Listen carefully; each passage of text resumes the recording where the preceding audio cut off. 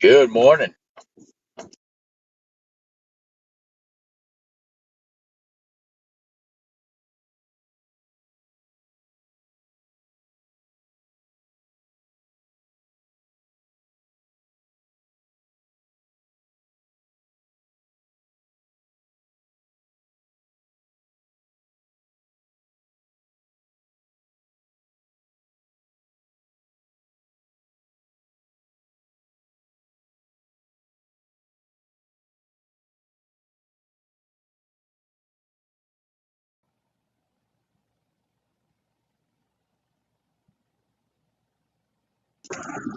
What up, y'all? What's going on? How y'all doing? Morning, morning. Never blessed and highly favored, man. I'm just All day, every leaving the day. gym, brother. I've been hitting the gym at 4 in the morning. Oh, that's early. Yeah, I like get up early anyways though, so it's not really like the morning part isn't it. It's just telling my flesh to go to the gym is the part. Getting up is easy. Yeah. Going to lift them pieces of metal, that's the part that sucks. I hate lifting weights. I cannot stand it. I've never liked lifting weights.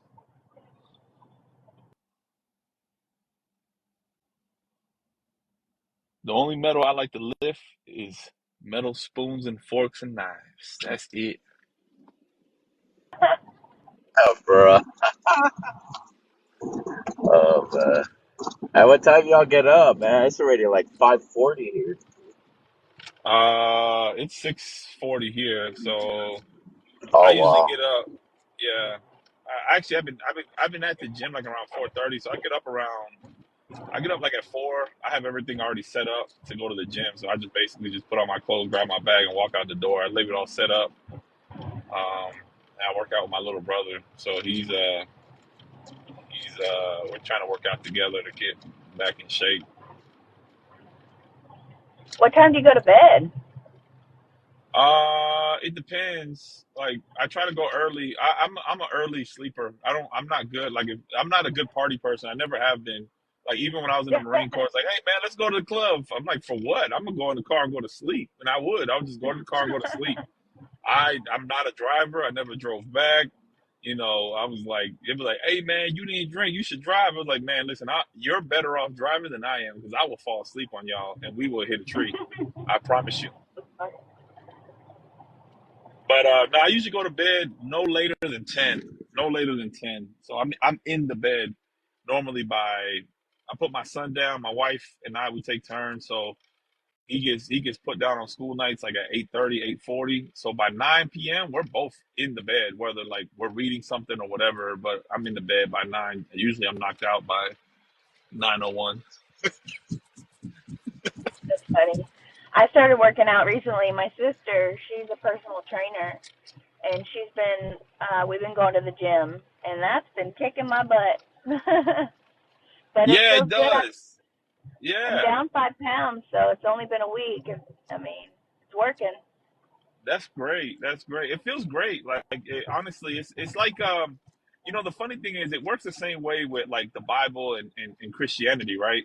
So when you look at your Bible, your flesh is like, man, this is boring. You don't want to do that. There's so much other things that your flesh wants to do, like watch a movie, watch Netflix, go on TikTok, whatever. Like your flesh wants to do other things when you look at that Bible. If anybody, unless you like gotten into the rhythm like a gym rat, unless you become like a Bible rat like where you're just constantly digging, you don't desire to go into the Bible. If you're being honest, there's no desire there to just say, "Oh, I just want to pick up my Bible and read." That's false. And it's the same thing with our body, and it's the same thing with our spiritual life. You have to push yourself to do it at the very beginning, just to read. Even if you don't understand nothing, just read it and eventually you'll start understanding it. And it's the same thing with working out. When you start working out, at first you're like, man, I don't see no results. I don't see nothing. This is stupid. This is dumb. And but if you stick with it, eventually you'll see the results and you'll start understanding how to work out. And when you get that understanding, then nobody can stop you at that point. Then you become what you call a gym rat, and you don't feel right unless you go to the gym. And same thing with the gospel. You don't feel right unless you cracked open that Bible and started looking for God and seeking God and understanding God in your personal time. It's literally the same thing. There really is no difference. Yeah, that's good. Yeah, and yeah, I mean, I'm telling you, bro, it's a fact. Um, but the more you dig and the more you understand, the cooler it is, and the more you love it. But most people will quit on the Bible just like they'll quit on the gym. They just will. Their flesh is like, this is dumb. But you know, the funny thing is, when you do find a little revelation in the Bible, it feels amazing that you actually dedicated 1 or 2 or 3 hours to the Lord that day reading. And when you find the revelation, you're like, you feel great about yourself. And it's the same thing with the Bible. Like, I mean, with the gym, you go to the gym. At first, you don't want to go. After you finish your workout, if you go to the sauna or whatever, stretch out. By the time you get home and eat breakfast, you feel amazing. Like your whole day is completely different. It's literally the same thing, but you got to push yourself for that initial breaking of your flesh is the part that you have to do.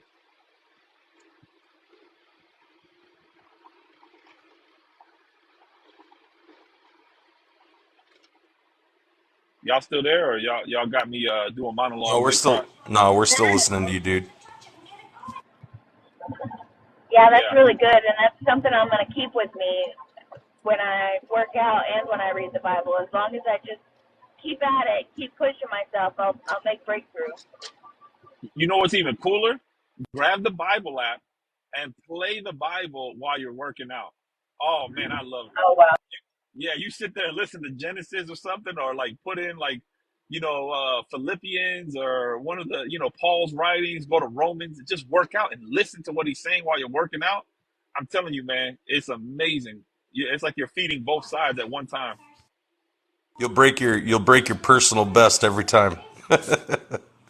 Man, I'm telling you, it's great because then you'll be listening to certain nuggets and you'll know what book you're in, right? So like I'll even do it when I'm laying in bed. I'll just lay in bed and play the Bible or whatever. Sometimes I fall asleep on it and I dream about it, which is even cooler, but that's neither here nor there.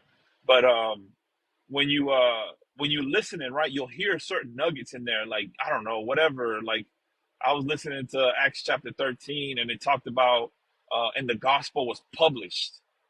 Look at Acts chapter 13. There's a little nugget in there. It says, and it was published throughout all the region. And then the next Sabbath, when they went to go preach, the whole city came out there to listen to the gospel. But that little nugget right there, that it was published, the question is, what was published? And then when you listen to certain doctrines, to certain like sects of Christianity, they'll try to like hog the scripture and say that they created the scripture. They may have compiled it, but they were publishing scripture. It was already being published. Something was being published. So you compiled it, but you didn't write it. It was being written as it was going on. The book of Acts was literally being written as the acts were happening. It's amazing. But I'm telling you, it's in Acts chapter 13. And again, when you're working out, you're listening to this thing, and then it'll say something, it'll catch your ear. You're like, whoa, whoa, whoa. You'll stop for a second, look, and say it's in Acts chapter 13. I got to go back to it. And then you have something to go off of for that day. Absolutely. Yeah. See, what I do is I've started listening while I work, at work, because it's quiet, and if you don't have headphones at work, you're going to lose your mind. Um, so I've started to listen to the Bible, but there's a lot that I've missed because I have to focus on work, but I noticed that there are little nuggets that pop out. But I was trying to read through the whole Bible. I got stuck on Ezra, and I need to get back at it. So thanks for saying that. Listen to the Bible while I work. That's one of the Yeah, you got to easiest start ways. somewhere. That's one of the easiest ways to hear it.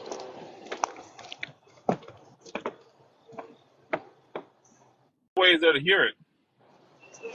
Somebody else telling you about it.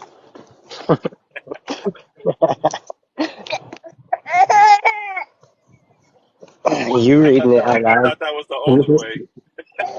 I could, thought that was could the you only hear way. it if can you hear it if you read it out loud? No. Oh.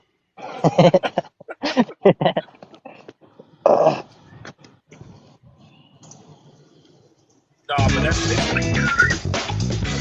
Oh, I got What is going on? What But up? King. Morning. What up? What are y'all talking What about? up? talking Listen to about the Working What y'all out. talking word. about? breaking that flesh, bro. You got to break the flesh. Working out and reading the Bible Ooh. go hand in hand. You know, your flesh doesn't want to work out. Your flesh don't want to pick up that Bible. But when you do it and you build that habit and you start seeing results, oh man, you can't let it go. Yeah. Mm. Yep. Uh-huh. Uh-huh. Oh, Dre's Oh. on fire over there, boy. He on fire. He got it going. He got Uh-oh. it going on from Uh-oh. both ends. Y'all burning. Y'all burning up over there. Y'all burning up, huh?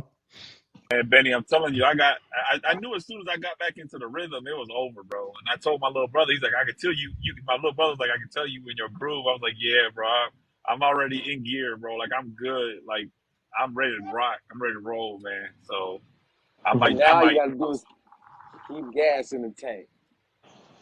yeah, that's the hard part, man. I ain't gonna jack. That's the hard part for me. But I'm gonna start tightening up on my food. It's just, man, listen, these kids and all this other stuff. It's excuses, honestly, but I got to tighten up on my diet. But at least I got the workout thing going. Eventually, that'll tighten up too, man. Because at one point, you're gonna be like, man, I'm working out for no reason, and I don't want to do that, Right. you know. Right. Yeah, that's how you bypass all them days. You know them. That's how you bypass them days. Them length of days. You know what I mean? You can get them results fast. It's all in the nutrition. But hey man, it's so much going on in the Bible. I'm telling you, I need 1,000 years. No wonder they lived so long back in the day. Yeah. You had to. There ain't That's no it. way. For real. Yeah, there ain't no way. Yeah. Hey, try. I might. I'm pulling up to my house, so it's probably gonna be a moment when I drop off, and I'll just have to come right back when I get on Wi-Fi, just so you know. Aight. Oh, I see Jude's up here.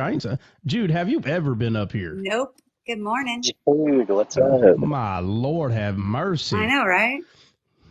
The girl been in this D scale for about 7 years, and she's like, you know what? 7 years, seven. The number of seven is Seven. God's perfect number, and that's the time I'm coming up. I just really wanted to come up and say, do what? Listen to this. Do what now? Do what now? What? Do what? Do what? Oh man. Do I say it that much? Really? Really though? Really? I've only been coming about a month now. Wait, did Nah, you say what? my favorite one is. Don't you understand? That's my favorite, man. Oh, is that? Don't you understand? I got a couple Uh,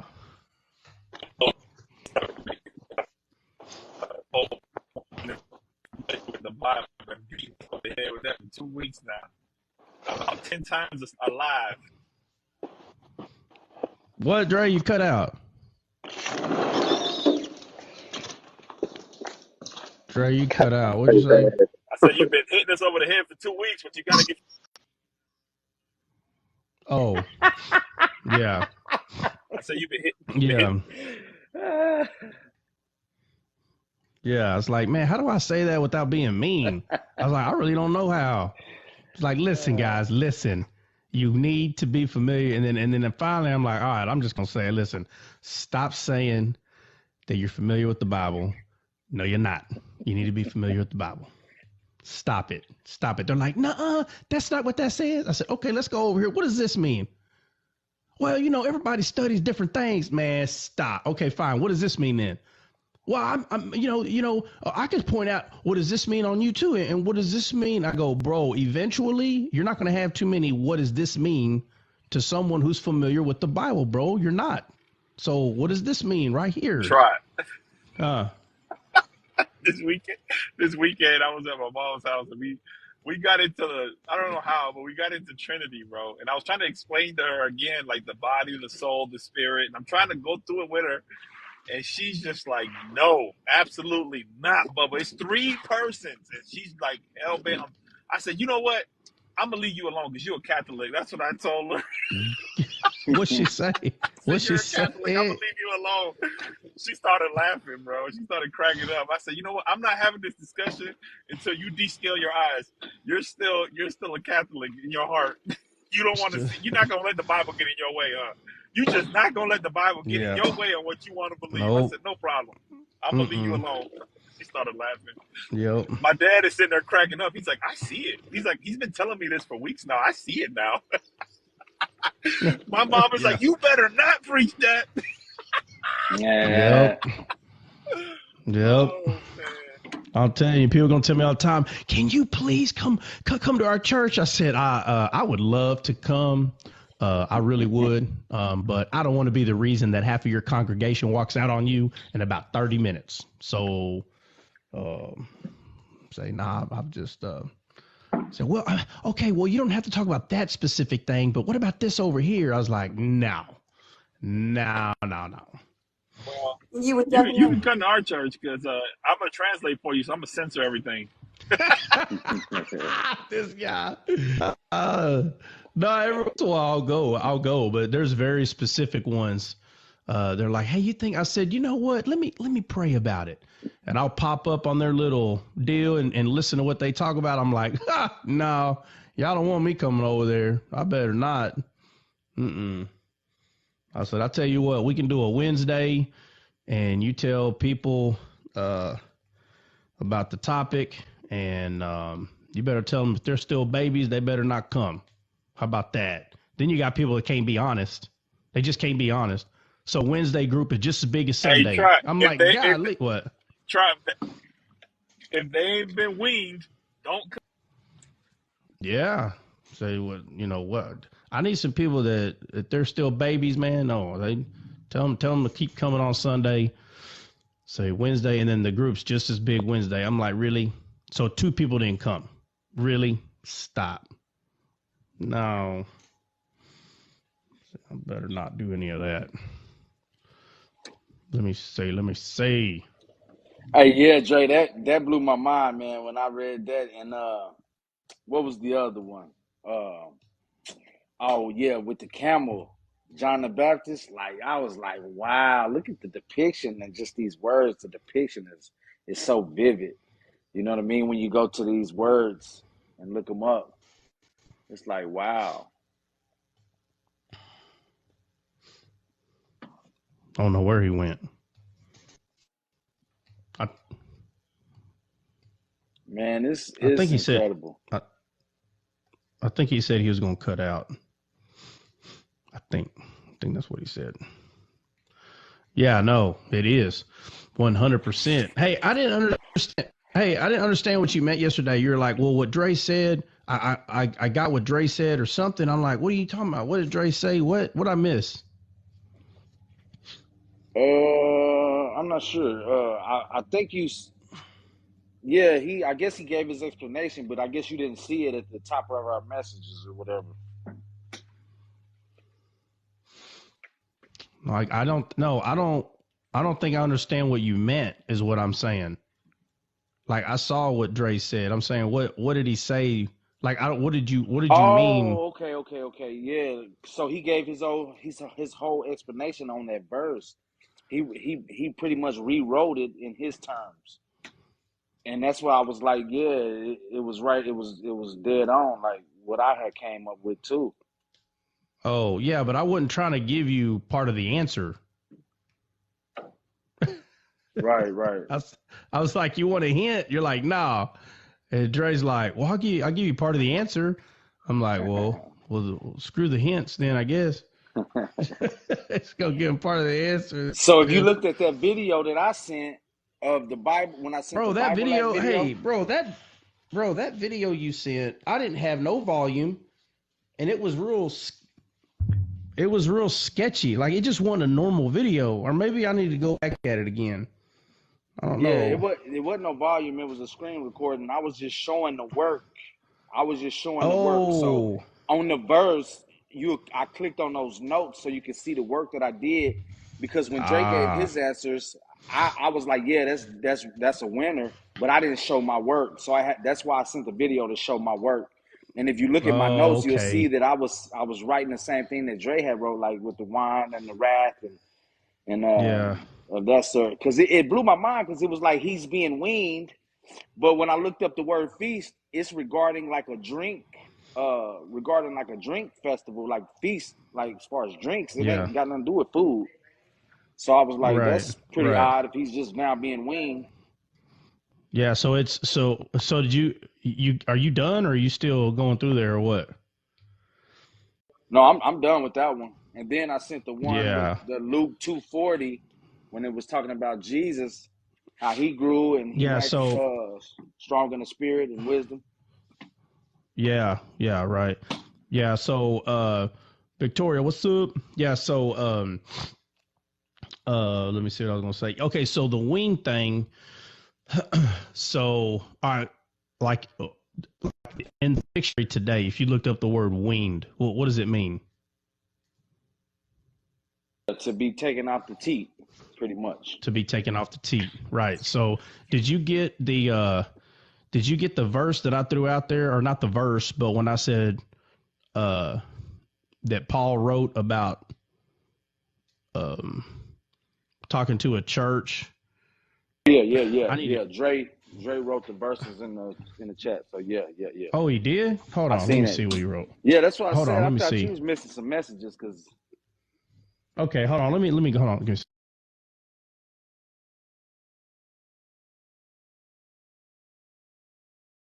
so yeah, man, it's fire, man, when you go through there and take your time just with one verse. I mean, man, I done read the Bible and skimmed over these verses and I done missed the whole gist of it. Oh What you yeah. talking about? Refresh my mind. What y'all talking about right now? Well, Uh, we went over Genesis 21 verse 8. If you read that, that's what me and Dre, I was like, man, let's dissect this and see what it's talking about. Because, man, they give you these little small details in these verses, and we skim over them like it's nothing. And you know what I mean? I had to slap myself to some sense. Like, man, these things are significant. Like John, what he's wearing, he was girded about with the camel's hair, and what he ate. Yeah. That stuff ain't just information to fill up a word count. Like when you got to write an essay, that's not what it is. It's there mm-hmm. for revelation, so you can dig and see what's really going on. Yeah, Yeah, and that's so chewing the meat You right got there. you got to make yourself familiar with your messages, bro. For real. Yes, he it's like, hey, does. did you read? It's like, hey, did you read your messages? Yeah, bro. Okay, what did I say right here? Well, I don't know if I got that. Listen, bro, you need to be familiar with your messages. This Hey, guy's like, did you?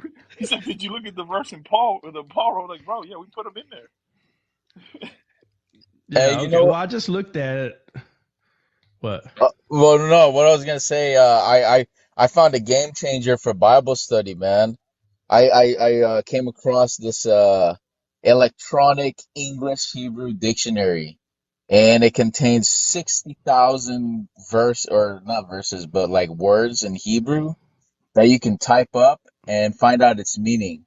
So you won't ever need another dictionary again, and it goes over like the Jewish idioms and all this other stuff. It's called the Babylon Electronic Dictionary.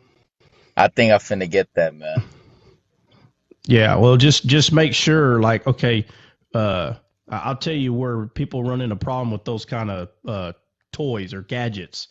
Like, um, let's say uh, let's say somewhere in the book of Genesis, you look up a word. Like, I'll just find one right now.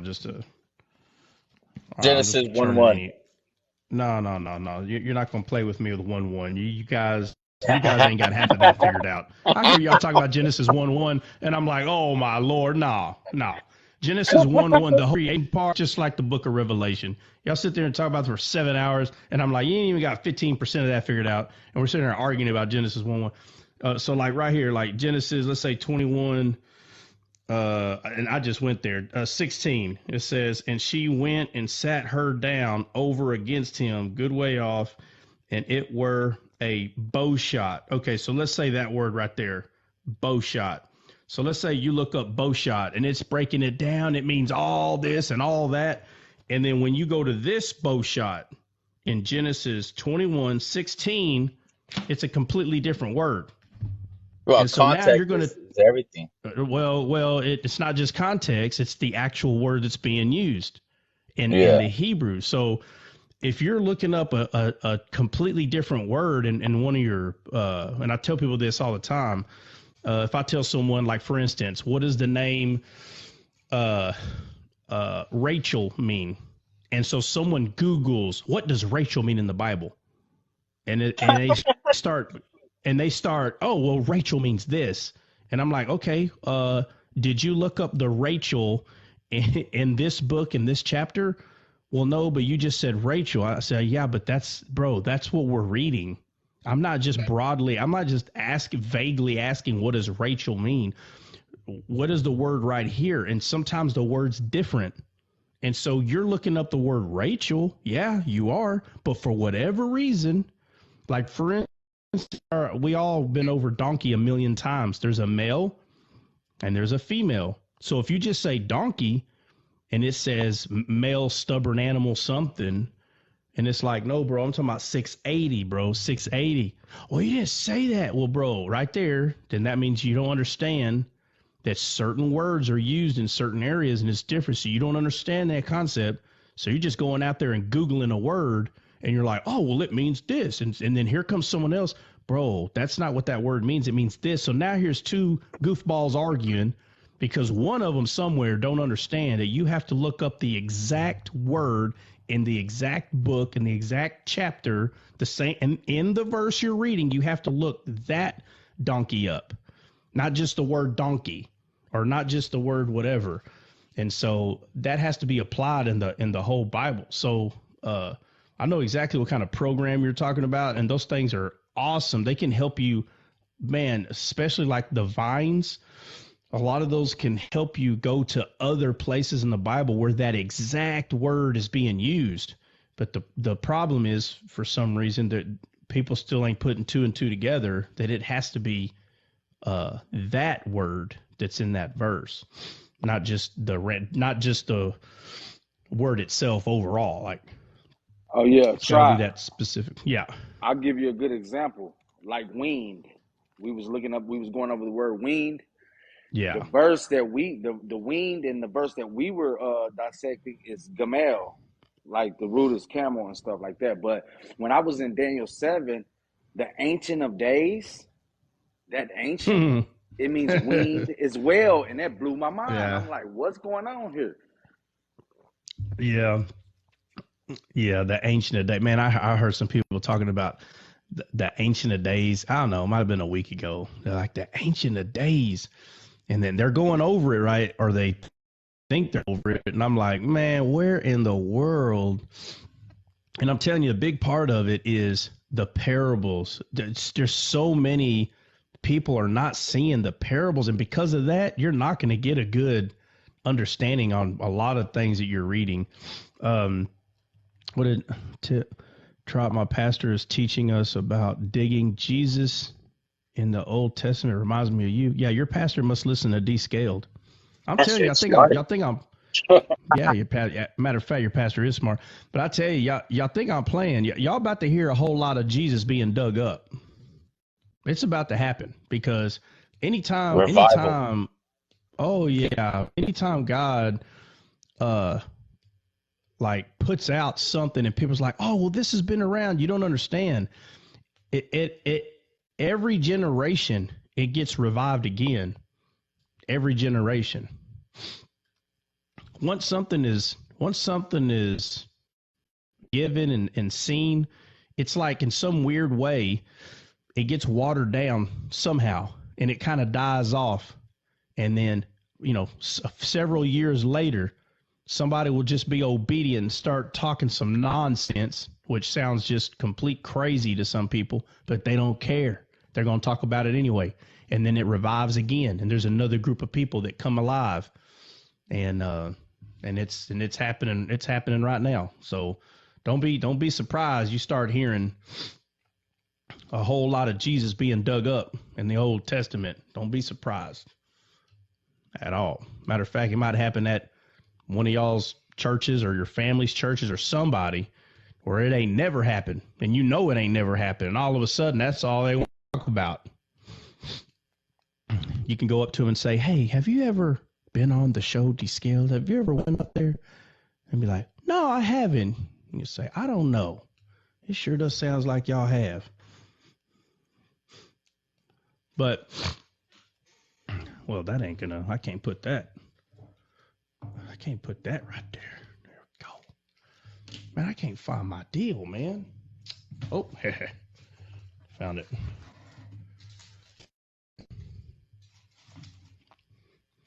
Anyway, what's on y'all's mind, man?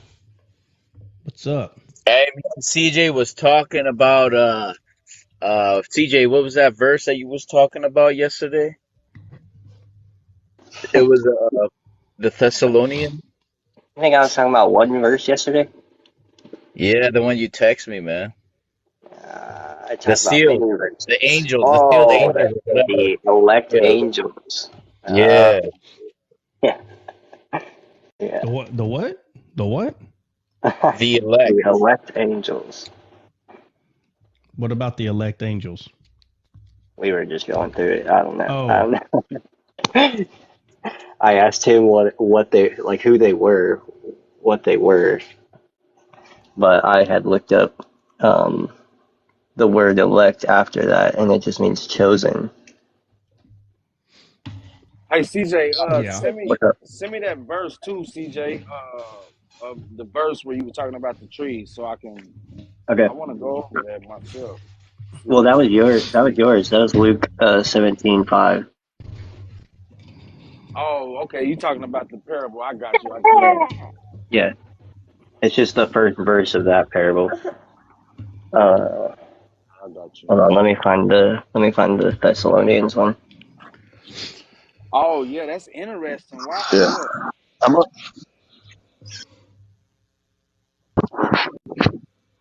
I'm gonna keep. I don't have it with me. I'm walking the dog. I think I'm gonna bring it on Wednesday. I got something in First Chronicle, chapter, I believe, no, 13.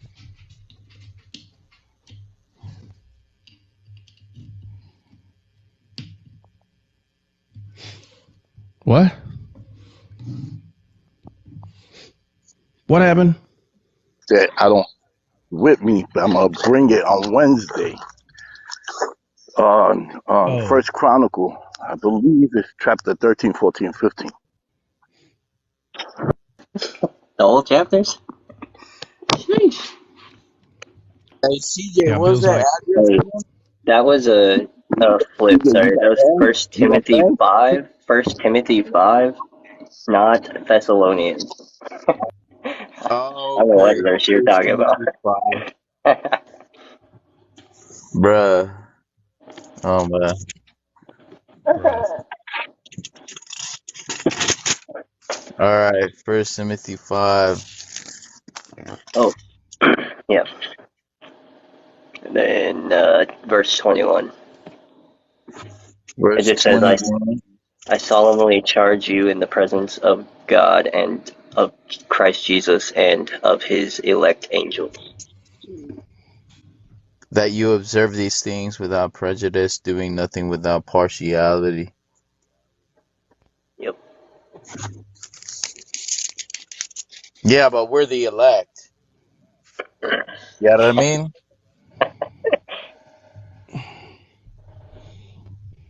Okay, that's the second time you're trying to talk about being the elect. Is there something you want to say about the elect? It sounds like Flip. Spit it Sounds out. like you want to talk about elect, bro. Is that what you're trying to slide on in there, bro? Well, yeah, because, it got me thinking, like, hey, it got me tossing and turning and sweating in my sheets, oh, man. Like, I oh, couldn't. oh my. Yeah, Oh dude. my goodness. My bad, bro. he's like, he's like, hold on a second. I gotta get this. Hold Yeah, no, on. no, I'm not Can't sleep joking. until I get this. Yeah. Oh, man. Yeah. No, because you mentioned Yeah. Are the you? elect, and we're the elect, and it says angels, and I was like, nah, angels are not elect. We're higher than the angels, you know? Hold on. Hold on. Who mentioned the elect? Well, I Timothy. don't say names, bruh, but Timothy. Well, It was Timothy. I didn't. I didn't mention no elect. Well, it says elect in the Bible. That's what it says on the black letters. Yeah. Yeah. Yeah. But you're supposed to be like, I'm not going to mention names, but it was Yeah. Yeah. For real. I ain't gonna mention Oh no man. names, man, bro. CJ did it. Yeah. Yeah. You gotta So, say, Flip, you gotta say, I'm My not bad. gonna mention names, but I will say two letters. Yeah, yeah, God. yeah. But I will say two letters. Yeah. Oh Yeah. man. CJ. This is the last time I'm going to take the fall for you. The last time. Yeah. CJ's fault, man. I'm just gonna So blame who is CJ, the elect? I'll man. take the Who is blame. the It's all elect? right. What are y'all talking about? Who is the elect? Who's predestined for who is the elect angels? Come on, somebody tell me. I don't know. Hey, I heard you got to talk to Calvinists about that. Oh yeah, They're the the tulip. professionals The on that tulip has matter. that on lock. The tulip has that on lock, no doubt. I think CJ's a Calvinist, low key. You better calm down. I'm a Jesus. God. Man, you better calm down, buddy. What's wrong with you? Yeah. No, so the thing that Low key, CJ's a Calvinist, and low key, Flip is a law keeper, bro. Y'all just don't know. I watch him. I be watching him. But Dre's right though. I am an yeah, undercover keeper. I just believe that Jesus did it for me. So yes. undercover. Undercover. Did Dre say You, that? I think you mean undercover law Panther, maybe. Not No, I'm necessarily. an Hold Flip undercover ain't on. eating no keeper, pork, man. bro. Flip ain't eating no pork, bro. Hold on a second. Hold on. Dre, are you saying that Flip is an undercover law keeper? Is that what you said? Yeah, he's an undercover law Yeah. keeper, man. Him and Marlon. Him, Uh, Marlon, Him and Keon. who? I know him. I can smell him from a Oh, mile away. a mile away. Hey, let me tell you, people who has, hey, listen, let me tell you, people who have, let me tell you, hey, let me tell you that what the thing that I can smell a mile away, bro. It's miles away, bro. I'm talking about heaps upon heaps of miles. I can smell these people. And these are the people that either used to be Catholic or someone in their family is Catholic because everything they say is Catholic. And they always are very legalistic. They're always telling you to behave, stop doing that. Stop. They always act like that. And then you tell them, hey, bro, like, are you Catholic or is somebody in your family? Oh, as a matter of fact, yeah, my whole family's Catholic. Yeah, bro.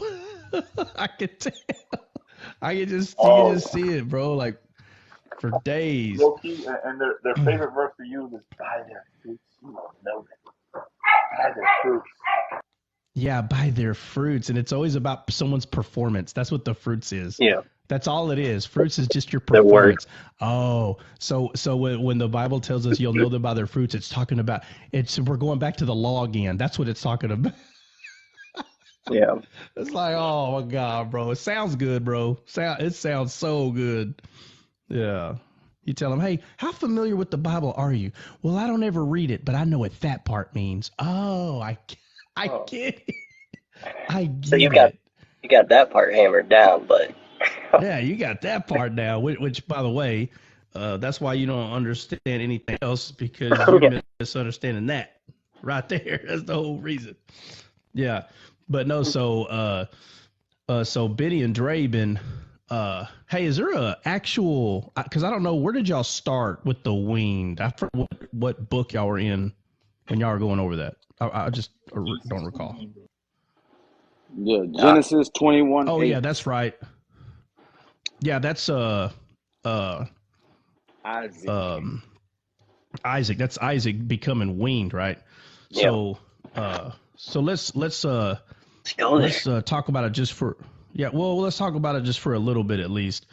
And I didn't want to talk about it unless Benny said he kind of had a good understanding because it's you know it's not. I'm telling you, it's just not good to be throwing all the answers at somebody, man. Like you're literally you're saying they're stupid.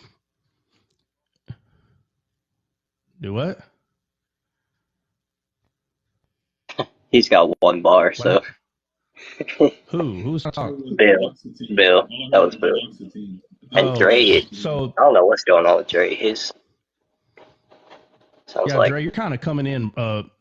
So Bill, you're coming in broken and distorted like 100%. Dre, you're underwater. So I don't know. But then again, I think Dre said he was gonna. yeah, I think he said he was gonna sound weird for a little bit. So yeah, he did. Nah, they got raptured, yeah. bro. They got raptured. Oh my lord. Well, Now, I can y'all guess hear me I now? guess we're the elect. Thanks, let's see, look.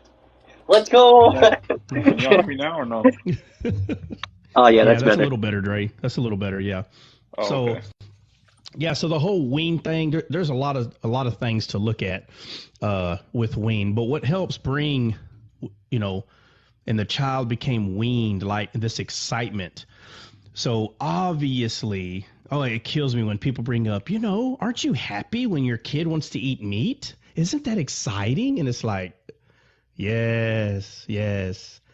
Let's take Bible space to describe how happy we are when babies become weaned. Yeah, let's use a lot of verses of the Bible that just point out that human beings are so excited when our children become weaned. Or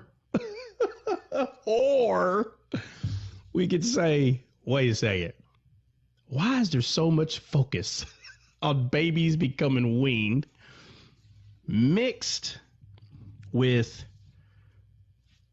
certain men of God talking about us as children who should no longer be on milk, but rather meat, meaning we should become weaned spiritually. So there's two weans in the Bible. There's a physical wean, when your physical body goes from milk to meat. And then when you get born again, your spiritual goes through a weaned process. Your spirit goes through a weaned process, right? You're fed milk. Then you eat meat, which is deeper understanding of the word. And then because you're weaned, you become teachers, right? Then you teach spiritual babies how to grow milk to meat. So, yeah. When's dessert, But bro? When's ice cream? that's easy. So Milk. basically, You got no, milk, that's Skipping meat, the and where's the blessing. ice cream at, bro? no, Bubba. Listen, the You got milk and honey time. is the milk and honey is the ice cream, Bubba. The milk and honey. The word, But the this word, brother has the never word had. is sweet as honey.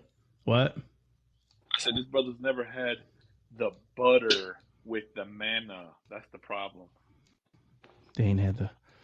Mm. Hold on. Who put up a Burning poll? milk Would and you would would you elect Flip to be your EI Presidente? What the heck is an EI? I think they meant AI. Or EL, Whoever like did that. El Presidente. Oh, is Yeah. that what it is? In other words, Would you? it's short for elect, Presidente, elect. Oh, is that what it is? Ah, Hey, vote me for okay. president. I'll So, make sure Jesus is everywhere in the United States. hey, pretty much everybody protested. Hey, pretty much everybody protested the question, bro. Y'all are crazy, bro. I swear, man. Stuff y'all come up with, dude. Lord. My Lord have mercy, man.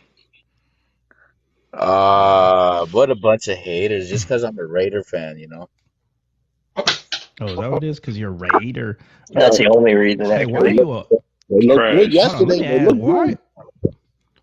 why are you a Raiders fan, bro? Bruh, I've been a Raiders fan since I was a kid, man. He was When raised my a mom Oh, Raider. you when my shouldn't have mom bore He why was me out her raised. belly, bruh. Hey, Raider So fan you all the have, way. so oh you have I your wish parents. You have I your wish parents.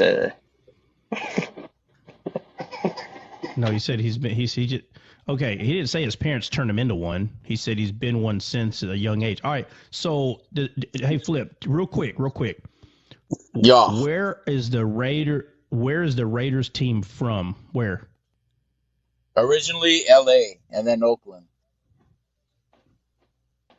Well, okay, so where are they from now? Well, they're in Vegas. Oh, oh, Yeah. oh. Yeah. Next thing you know, they're gonna Oh, be so Dallas Raiders. Watch. well that may be so. Hey, maybe so, but they're not now. Because you know why? Dallas Cowboys will always be America's team, baby. America's team. Amen. Yeah. Just like my uncle, man. My uncle loved Dallas. You know I why? feel like the Because New your England uncle's American. Patriots. I feel like the New England Patriots would be America's team, Yeah, and especially see, also being yeah, red, white, and blue. yeah. I And mean, Patriot. and Get the off thing the is, topic.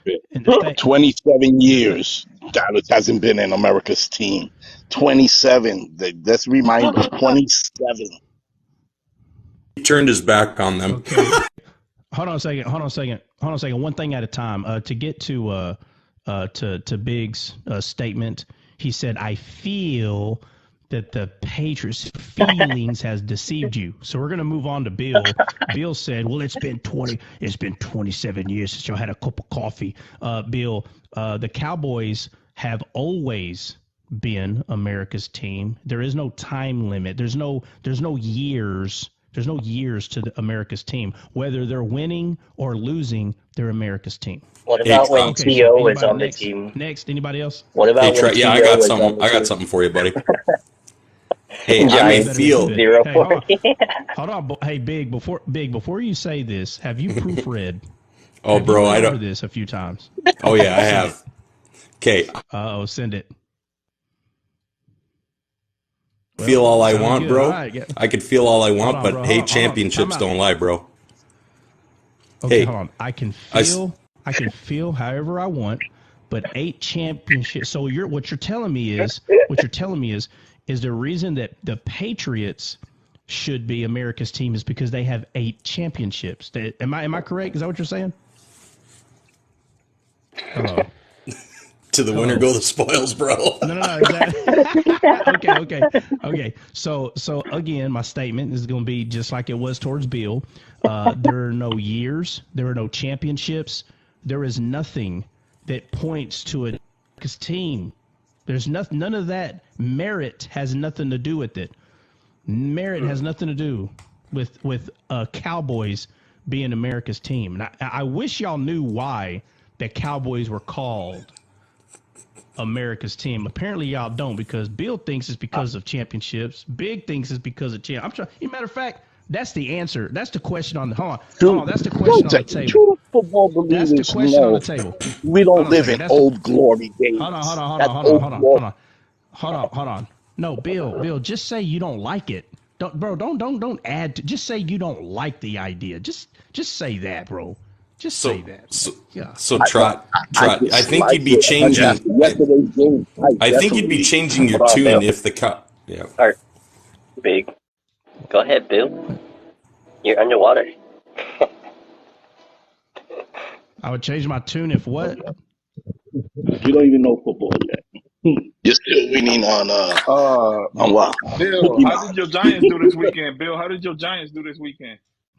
Bro, They that's got why I scudded said out. They got I scudded out. dislike them even more now after yesterday's game. Giants But look hey, wounded. my Hey, Tampa the Bay Giants looks look good wounded now. out there. Hey, Yo, and I'll tell you I don't know what. why they call him Danny Dimes. It's like Danny two nickels and a penny. I'm just saying, bro. If the Cowboys would have just left their first string in there, it'd have been 60-0. See, we didn't see that's why we're America's team, because we show respect. So if y'all don't know why the Cowboys are called America's team, is because we show respect. Period. Don't make me say period period Don't make me go there. But Yeah, how about period. them Niners Period. though? How about them Niners? We got Jerry. We got Uh-oh. Jerry Rice Cakes back. Yeah, Jerry Rice cakes, bro.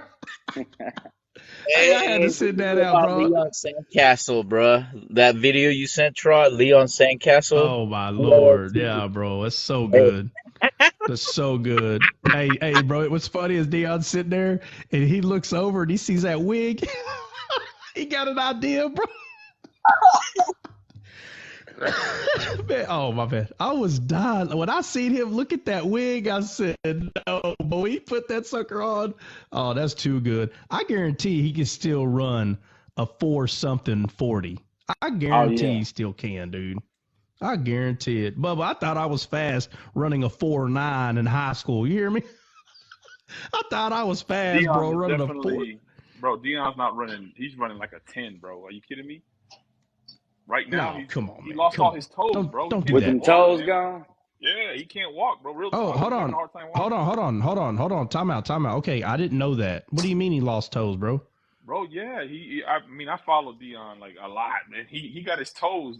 He had a whole surgery where like the vein down his leg had to get like replaced, and his toes. He had like 3 or 4 toes taken off. That's why you see him hobbling off the field, and that's why he has so much security around him because a lot of times he can't walk at all, bro.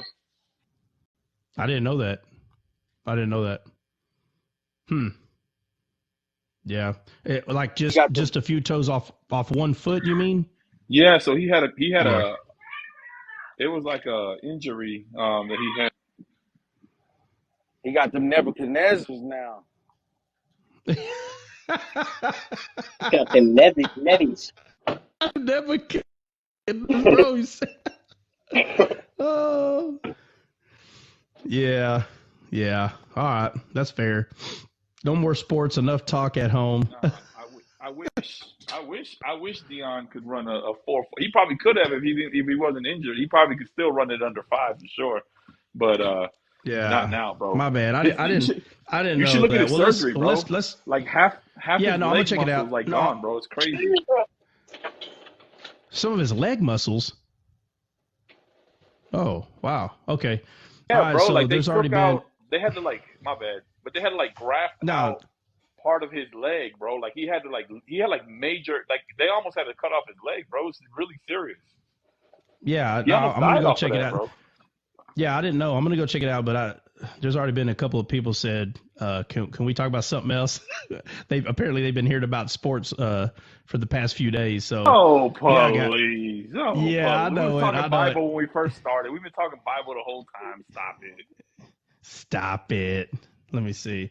The women in the chat are like, order. Yeah, I know. I know. Let's see. America's team. Oh man, look at all the smart people. The Cowboys. So I want to know. So the The Cowboys. It's Colts. approximately 60% of people are saying that Cowboys is America's team. Now let me say this. Real no, quick. Hold on. Who put the poll up? Don't lie. Raiders. Who put the What? poll up? Who put the poll up? You should be able to see who started the poll. It says it when you first started. I Oh didn't well, look. I wasn't paying attention. A couple of my. how do I get back to the poll? Let me see if I can look at it. Give me a second. Give me a second. All right. So nobody's Oh, gonna man up and say. So Well, nobody's I gonna own can't. up I to it. can't look at it it. can't be I can't anybody look on at the the poll. panel. Yeah, I can't look at it. Somebody else has to look at who started the poll. It has to be somebody. You can look at it. Try as a host. You should be able to see it. You gotta go to your share I know. button thing, and then in the Okay, bottom share you'll see button. settings, moderator settings, and you can see them from there. No, he can't see who started the poll. It should be right in the middle. It should be a poll thing where he can look and see what the Oh, results are. okay. Quick. Jordan says he did it. He's Oh, guilty. Jordan did it. Yep. Oh, okay, Jordan. All right. Jordan's like me. Okay, so all right. Before the women start pulling on our ears. Listen, Okay. Calm down. Hey, listen. What? If you guys want to go listen to a though. female live, there's a lady called A Shesaya. She female. preaches every day. Go talk to Shesaya. Hold on. There's a lady called what? Oh Saya. gosh. No, thank you. Okay, so like Messiah, but Saya? Yeah, She she's must. the Messiah, the Shesaya, the She Messiah. She calls The Noah. He. New Saya. She got the new revelation. Yeah. Jesus was a woman. Oh They my told him at Yeah, the lord. all the men in the Bible are really females, and all the females are really men. Yeah, She calls that's them ridiculous. moms. What the? Mon, the Hold on. mon. She Right. hold on. What? She calls them. She calls them what? What's going on, mon? That's what Yeah, she said. The mon. yeah, man. Yeah. So Oh, every the all the man. females in the Oh, Bible are really men, and all the men are really females. Is what she said. And she's writing the new KJV. Is what she says oh, on her website. oh my, oh Yeah, my Lord have mercy. Well, Cali, man, for real. well, I will never I see tell you Trot right in that now. live. I better not. I'd melt. I'd melt in that live, Bubba. Well, you know what's even I'd sadder? melt in that live. You know what's even sadder, Trot? She's got a deep Huh. following. She got a deep following, and they Yeah, man, they absolutely. come out and That's defend her what I like was about to. crazy. Well, that's what I was about to say, bro. I guarantee you, whatever book she writes, she's gonna have all kinds. See, look, I'm telling you, it's crazy, but if you want to have a bunch of followers, bro, just write any kind of book. It doesn't matter what it is. There are Why? people that are so, bro. There's people that is so much in their belly.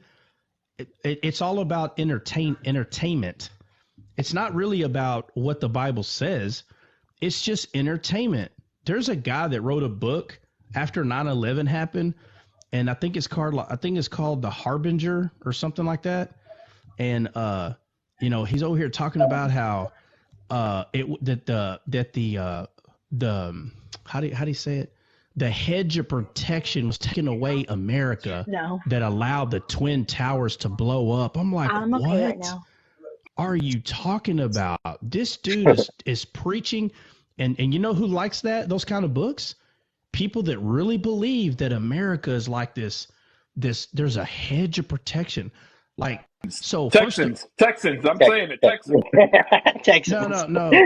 Hold First of on. all, Let's get in Bible here because Trot, you said earlier that, the Cowboys, them fans, they have respect. Well, I bear that's them right. witness They that do. that they have a zeal for God, but not according to knowledge. Yeah. Well, let me You say said this. 60% voted, so many are they that, few are chosen, many are called, but few are Yeah. chosen.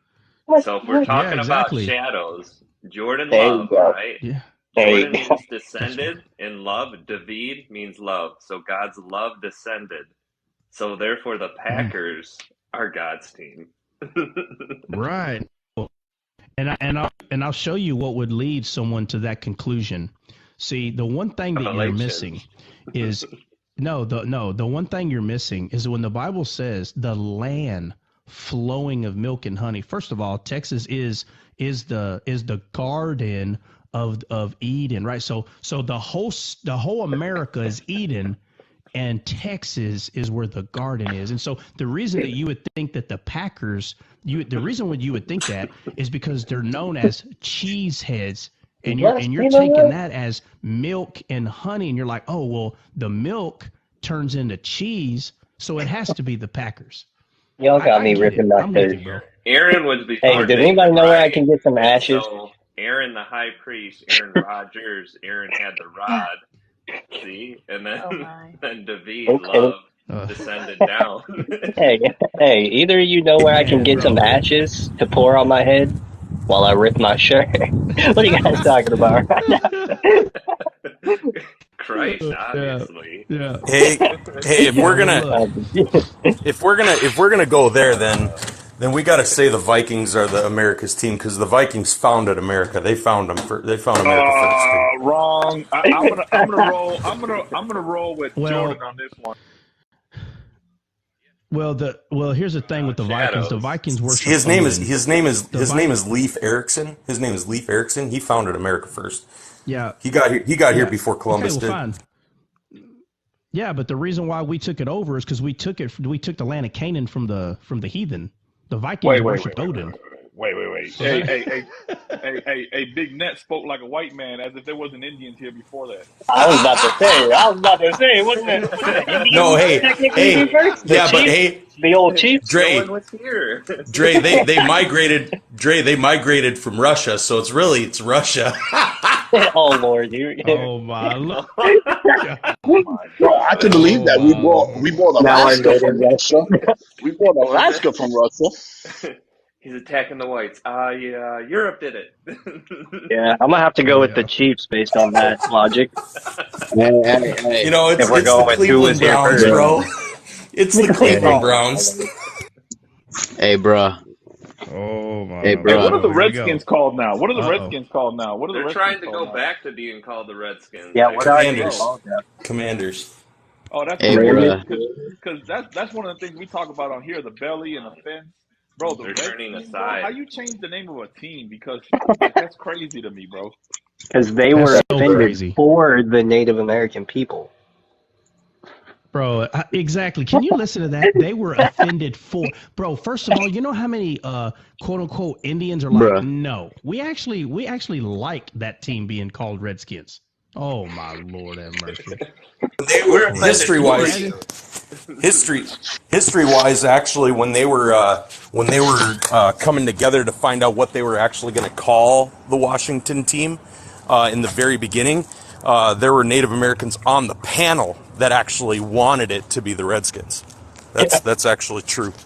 Well, yeah, Yeah, but dude. they That's started to change it because of people like Big Net that says that Erickson founded America. Well, hey man, I don't get mad. Don't get mad at me. You can get mad at history all you want, bro. no, bro. Bro, They're mad how at Hey, you, could the bro, because man you're. found America, bro, when there was already people here? What are you There was our. talking about? bro. Let's put this all Hey, to but rest. You know what? God founded the world, so that'll be it. Okay, so just so y'all know, the reason, which I don't agree with, but it is true, one of the main reasons that they say so and so, whoever, I don't care who you claim, that the reason they say America was founded because it's talking about founded by the civil world. That's what they're trying to say, guys. So the idea isn't that humans for the first time landed on this, what we call America. No, it's talking about like how you say it, like the Not even our name. uh We're United States. America is uh the area we live in the region, North America. And oh people say, "Oh, we're America." Yeah, Bill, you're from the North American. Just a little fun fact there. Bill, Bill, that's fifth grade level stuff, Bill. We know. God, We third know. grade is here, Fifth brother. grade. Come on. Okay. You got third grade. Fine. For those third graders that don't know. But either way, I was going to go through some weaned only because Dre and Benny were diving into that. And so I just wanted to just bring some more clarity to that topic because there's so much to discuss. And it's so hard not to whenever that topic is brought up, it's so hard not to like give away answers. Like you know, like I was saying earlier, it's just not wise to give somebody the answer because, I mean, if you think about it, do you think they're dumb? Like, you think they can't, like, you think that, like, they just couldn't at all, like, again, I'm talking about a prudent person. You think they can't figure it out? And I'm not talking about because they're so smart. The other side of that is, so we don't trust the spirit anymore. You understand? It's kind of like if you're always giving someone the answer, and I am talking biblical terms, not just things in this world, but if there are answers to questions that are spiritual, is the spirit not willing to show everyone, these answers? And the answer is 100% yes. The spirit is 110% dying to do so, 100%. But when you don't allow a person to receive it from the spirit, you're actually hindering them from understanding faith. So your faith, in a sense of what faith is, doesn't just grow. It's your understanding in faith. It's your understanding that grows. And the more you understand something else, if you're a mechanic, Flip's a mechanic. Hey, Flip, wait a minute. Are you a mechanic? I know you work at a mechanic shop, but are you a I, mechanic or do you just, okay. oh So well, let me yeah. ask you So this, I Flip. was a mechanic and I'm a manager now. So Ooh. Okay, so look, as a mechanic though, don't you like don't you trust yourself more every time you do something? Like let's say it was I'll say something simple, bro. Like Changing the oil. changing well I said more simple than that. Like simple. So like changing a battery. So the first time someone changes a battery, there's this idea that they're going to get electrocuted to death, right? I don't care who you are. If you've never done it yourself, okay. Now, if you're an adult, then you could have a little more understanding. But let's say you're 10 years old. I might have been 8 or 10 the first time I did it, and I remember seeing sparks, watching my dad do it. So I know what sparks mean. So I kind of felt like, oh crap, they ain't gonna electrocute me to death or something. You know, you just have this natural fear that it may not go well. And, you know, Pops is like, no, like that, you're fine. Just do it like this. And the sparks are going to happen, you know, when you're not careful and not perfect. Okay. It could. But after you do it about 3 or 4 times, you're like, man, that ain't hard at all. And then you got, let's say, boosting somebody with jumper cables. Well, now you got a different kind of spark. You know, you can't let the two ends touch each other. You know, no matter on what side, because the other battery, you know, again, I would always say, do the car that's running first, and then the other car. But I've seen people do it backwards, whatever. Then you got changing a tire, and then you got changing a tire on the side of the road or side of the highway. Man, there's people, bro, they've never changed a tire, and they are on the highway, bro. Cars driving 70 miles an hour, and they know that it just clicks in their head. Well, not only do I not know how to do this, I got to do this on the highway. So there's all these fears, but anytime you do something, you gain confidence in doing that thing. And I try to tell people faith is the same way. It's the same way. So you have to gain confidence. You have to let the person do it.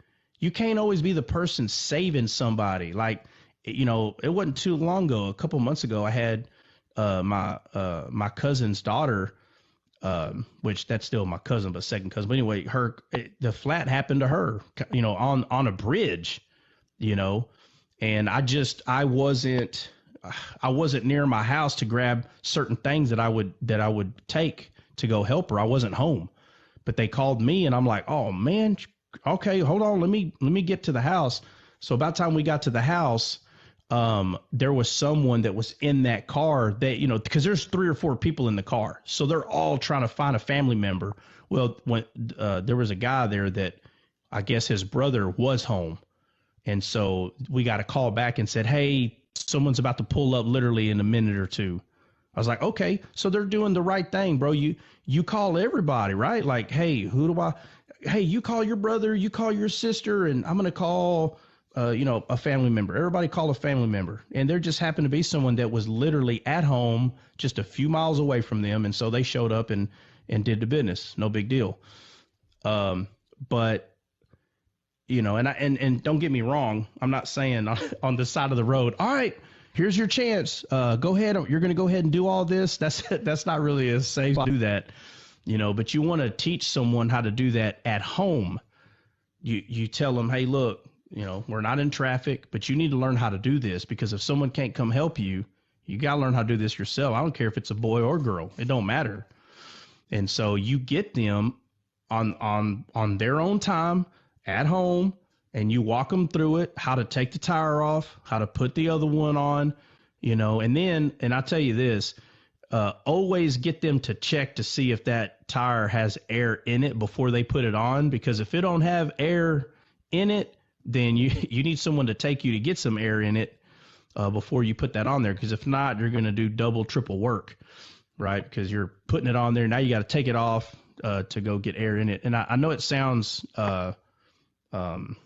it sounds like what I'm saying. It kind of seems like there's no end to what I'm saying, but I'm saying that we all know that it makes sense. We all know this, that there are things that you have to start doing, things that you've never done, you have to start doing, and you'll start having confidence. So now when they do get broke down and it's like go time, this is real, they already know how to do it. And you know, later on in life, you know, flats happen. I don't care who you are, man, flats happen. And so before you know it, 3 years go, or a year goes by, it happens again. 4 years go by, they get a blown out tire. Now they've done this 5 times on the side of the road. Now they're ready to show someone, hey, you can do this. You can do your own tire. You can. That doesn't mean not to call help if you're on the side of the road, but at least know how to do it. And so with that being said, A good rule of thumb, Trot, is when you get your oil change, check your spare tire air. I always do that. That's yeah, my signal. Every oil change, I just check yeah. it out. You know, it's always good because they do happen. Especially if you live in the country roads. Oh man, I'm telling you, these flats are crazy, bro. Like Bill, what's going on, dog? Like you good, bro? Yeah, no, I'm sorry. I was doing no, I was saying, and rotate your tires too while you're doing the oil change. Yeah. And so, well, I mean, I'm not trying to have a segment about what you need to do with your vehicle. Maybe one day we should. But what I'm saying is that's an example. Okay. Faith is exactly the same thing. If you don't learn how to use it, what is that? Faith is not just a normal thing to build confidence with. You get a flat tire every day. Well, Zay, if you let me finish what I'm saying, maybe. So, what I'm saying is you have to build confidence using faith. And so, Zay, I'll say this: faith is not a word. Jesus is faith. He's our servant. He's the faithful servant, right? Jesus is faith. Faith is not a word; it's a person. And if you don't understand that, whoever you are, then you're not understanding a lot of things you're reading in the Bible. Faith is not just a word. Don't you understand? Faith is alive. Faith is real. Let me say that again. Faith is alive. It is a real thing. It is so Oh funny to yeah. me when, you know, you sit down and talk to someone about what faith is, they still want to believe it's just a word in the dictionary. It's like, oh, well, faith is just a word. No, faith is not just a word. I know it's hard to hear, but I'm telling you, faith is alive. It's a real thing, like wind. Don't you understand? Faith is a real thing. It's a being. I'm going through this slowly. It's real. It's not just a belief system. Don't you understand? Faith is not saying I believe something. That's not faith. Faith Right. is a real thing. So Jesus is faith. You need to picture faith when you are thinking like quote unquote faith, you need to picture Jesus standing right in front of you. And you tell Jesus to do something and he does it on your behalf. I'm not talking about buy you a car. I'm not talking about those things. I'm talking about I want to understand scripture. Faith without works. What's a work? What is a work? It's something, right? A work is something. Oh, well, I don't have that. Say you don't have what? Or are you talking to someone else in the chat? But you wouldn't, if you don't understand that, you wouldn't understand that it's unbelief or belief that's getting bigger or smaller, which means you wouldn't understand it's a mental battle. Hey, it's not a Yeah, so coincidence. His name is Faithful and True. It's not a Yeah. coincidence, right? no, it's And not he Right. a says in John coincidence. 14:14, he says in 14:14, listen, if you ask anything in my name, I'll do it. That's what he said. He said, I'll do it. Yeah. Exactly. So, but that what they're doing is they're taking some of these scriptures was like where it says your faith and your faith. And I'm telling you, when you're not familiar with the Bible, you're going to be all over the place with this faith. I'm telling you, the problem is people are not familiar with it enough to understand what faith is. You have to understand the Old Testament. I don't care what you say. I do not care what you say. I don't care what scripture you bring up in the New Testament, because I can show you throughout the entire Bible, and what you're going to end up with is one or two scriptures out of the 50 or 100, and you're going to hold on to one or two scriptures. What is the deal with people being so foolish that instead, so that let's just say there was 50 scriptures that talk about faith, and 48 of them point to Jesus, and they're like, well, these two don't. Oh my Lord, Bubba, those two are not fighting against the 48, man. It's not hard. It's not hard. You just don't want the Bible to get in your way on something that you have misunderstood for a very long time, and you don't want to change the way what your viewpoint is. Jesus is faith, 100%. Okay? So, faith, Jesus is faith. You tell him what to do, and he does it. If you do not understand that, I'm not sure what you think you're reading in the Bible. You just have this, like, faith is just like la la land stuff. Like, you have something. First of all, when you were dead, before you were born again, did you have faith? You need to think about that. Before you were born again, did you have faith?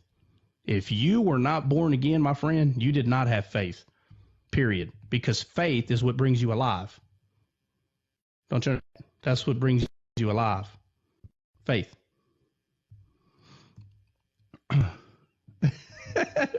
He's the one casting out Steph's the like, demons. yes, I mean, no. Yeah, he's the one casting out Yeah, the demons. so Go ahead, right. my bad. No, go ahead, bro. No. No, I was gonna say, so when they said, why couldn't we cast him out? And he said, this kind only goes by fasting and prayer, right? Well, I'm assuming. Well, let me not assume, but anyway, he goes to talk about faith, because that was the issue, the unbelief, right? They didn't have the faith. So he said, if you tell this mountain, this is right after he just cast a demon. So why is he talking about a mountain? Again, you already explained this, how mountains represent these principalities, these these powers, right? And so Right. he says, if you tell this mountain, it'll be gone, thrown in the sea for you or whatever. Who's doing all the casting out? We know it's the finger of God. It's him. It's faith. It's Jesus who's Yeah. doing the casting out. Go ahead, bro. My bad. Yeah. Yeah. Today when you were talking about faith, in that like that live last night, and you said something about the loins. Do you remember that scripture by any chance? Yeah, Luke 17. I don't know. It's Luke 17:5, right? Oh yeah. Because that's the same one. Remember, I don't know if you Yeah, was in we the should live. just Drawdad we brought it to the table, talking about, they was asking about faith. They said, Lord, increase our faith. And yeah so he was like, he talked about the mustard seed and the Oh sycamore yes, tree, and yes, yes. I then remember now. I remember yeah. because it says he the talks about the servant. servant. Yes, Can we he go Right, said, through right. that one? And I was Can we he go gonna says, through tell that one? you, Benny, last night on the live, when it gets to the loins of the servant, how he girds his loins, the servant. right, I was gonna tell you to right. match that up with the washing of the feet when Jesus girded himself around his loins. Ooh, yeah. Oh yeah. Yeah. That's So, true, man. Roddy said you need to do a live on faith. Roddy, we doing it right now, Bubba. What are you talking about? We're doing it right Yeah. now. Written now. We are doing it right now. So, what, y'all looking something up or what?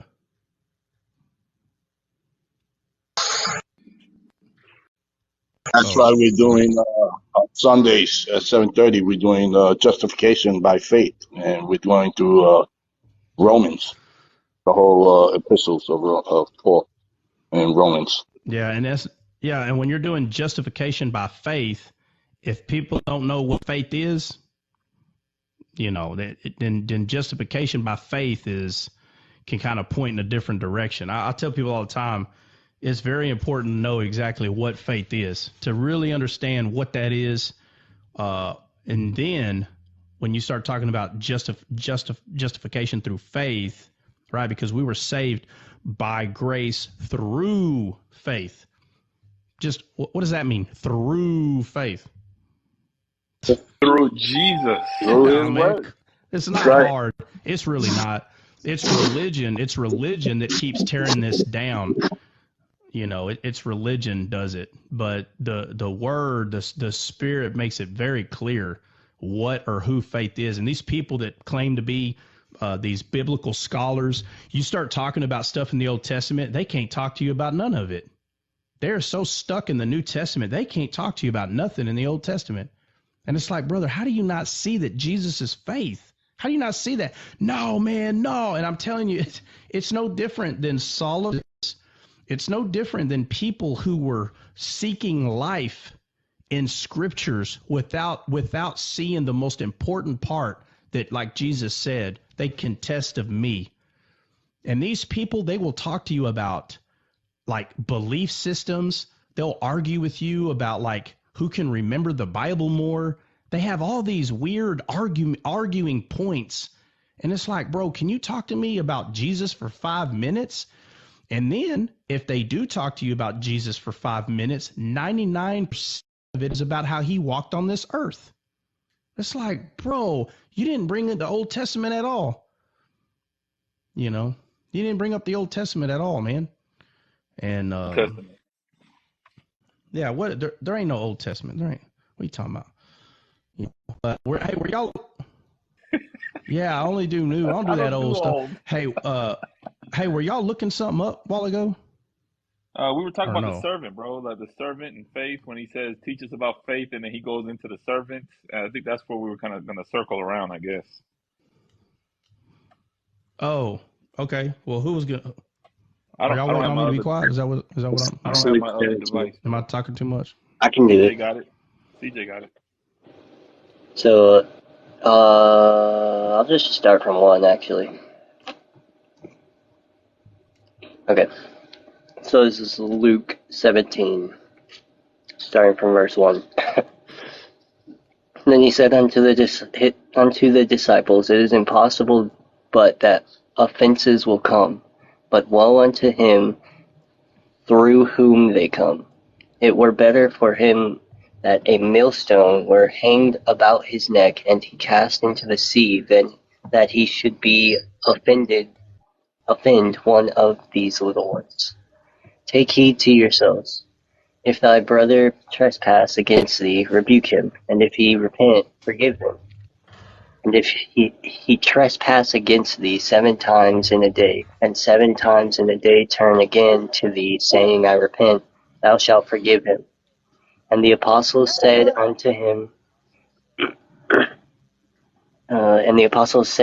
the Lord, Increase our faith. And the Lord said, If ye have faith as a grain of mustard seed, ye might say unto this sycamore tree, Be thou plucked up by the root, and be thou planted in the sea, and it should obey you. But which of you, having a servant All right, plowing? hold on a second. Hold on. Yep. So basically, what did Jesus say? He said, if you have a seed, all you have to do is what? Speak. Ain't that what he said? Yeah. Let me ask you this: what's the significance of the mustard seed? Is it about how small it is? Is that the significance? What's significant about him bringing up a mustard seed? Probably the mustard seed parable, talking about the kingdom of heaven. Okay, yeah. Well, I'm gonna tell you. It's actually the most simplest part of the whole thing. The seed is whole. That's the significant part. Mm. He didn't take a tool and break the seed and said, if you just had a piece of the seed, wouldn't that be a lie? Can you just have a piece of a seed, or do you have to have the whole seed? So, You gotta have the whole seed. And another beautiful thing about the You got to mustard have the seed is whole that, seed. So, no, I no, was go gonna ahead. say the mustard seed is one of is the only seed in the world that can't be hybrid. It can't be mixed with any other plant. It's pretty amazing when you look that up. So he's talking about pure, Yeah, again, purity. yeah, no. And here's the thing. Here's the thing. Let's talk about Jesus back in those days. They didn't have scientific ways to find out all the like extra stuff, man. The point is It goes all the way back to the garden. It's a seed that has to be planted. It goes all the way back. So we, us humans, we try to figure out all the like neat, cool things about whatever, we find out historical events and it was so cool. Bro, he did not say if you had a piece of a seed. He said if you have a seed. And then he says if you have a seed, read it again the way he says it. CJ, the mustard seed, what he says right there. If ye had faith as a grain of mustard seed, ye might say unto the sycamore tree, be thou plucked up by the root, and Okay, be thou so if you planted. have a seed, right? So if you have a seed, you can speak stuff, right? Yeah. Hello, yeah. And it'll obey you. So if you have a whole seed, he'll obey you. If you have a seed, Jesus is the seed mentioned in the beginning. He is the seed. He's it. There's two seeds: the carnal mind, which is Satan's seed, and Jesus, the seed of life. There's only one seed that's life. One. So this whole idea that Jesus is just trying to figure out how to explain something. No, he's the one that wrote everything that talks about the seed from the very beginning all the way to him standing physically on this earth, the tree of life on earth, feeding people with words. And he talks about a seed. If you have this seed, you can speak this and it'll happen. Why? Because he is the one that's going to go do it. Don't you understand? If you don't have Jesus, you don't have faith. I don't care what you say. You don't, my friend. He's it. So you're going to say without Jesus, you're just going to speak things and things are going to happen. Now tell me who's doing them. Who's doing these things? Well, faith is. Oh, here we go again. Here we go again. Let's do it again. So you don't have Jesus. You don't have him, but you have faith. That's what you're telling. Listen to what you're saying. I don't have Jesus. I have faith without Jesus. What? Yeah, because then No. it turns into works of man, bro. It turns into my faith has made this person become healed because I increased my faith. I have done this because of my faith, and it's not. It's because of him. He is faith. Yeah. He does it. He's the servant, Dodo. He's the servant. Okay, so that's the seed part. So CJ, go ahead. Okay, so what verse? What verse does what? Sorry, I had a question about the sycamore tree. Okay, what? So I was looking it up, and it's like a fig tree and bears fruit resembling the fig tree. Yeah. Is that of any significance? Is that the sycamore tree, CJ? Okay, so now that's the sycamore tree, right? Yeah. That's the same tree that Zacchaeus climbed, bro. That's the same tree that Zacchaeus climbed, and that tree was considered unclean. It was considered unclean because pigs would gather around it and eat the fruit that would fall. That's why when Zacchaeus jumped on that tree, people were like, "What is he doing? He's crazy. He made himself unclean to get on a tree, the tree of life, to look and find Christ." Yeah. So yeah. So no. All right. Okay. We can come back to that. We can come back to the tree. We all know that we are trees. Look, we all know that we are trees, right? All right. So there's only in the garden there's two trees that are specifically mentioned, right? The tree of life and the tree of the knowledge of good and evil. So when Jesus said, if you say to this mountain, be cast into the sea, it will happen. He makes it very clear that the mountain will move because you said for it to move. But if you don't understand the resemblance of mountains in the Bible, then you really think that Jesus is telling you to cast Mount Rushmore or some other big mountain, Mount Everest, into the sea. Now, what in the world? What would be the purpose of that? So now God's all about magic tricks. That's what he's trying to teach us, that we can just move physical mountains, And then so people who don't understand these mountains, they just go back to this world because their belly is their God, and all they want is things in this world to be better. That's it. They want things in this world to be better. I want to smile again. Oh, so you don't choose to smile? No, things have to be going well in order for me to smile. So in order for me to smile, I need to move the giants out of my way. I need to be like David and move the giant out of my way. I need to move the mountains. Mountains are problems. I need to move the mountains. Oh my Lord, have mercy. So now the staff is just a magician's staff, and we just do tricks in this world. Oh my Lord, Or man, they, come on, do or they better, use it do as like better. testing your faith. You must not have enough faith then if you can't move that mountain. Yeah. So well, let's not open too many cans of worms at one time. But the point is, the mountain is a place of dominion. That's what that is. That's why a lot of significant things that happen in the Old Testament happen on mountains.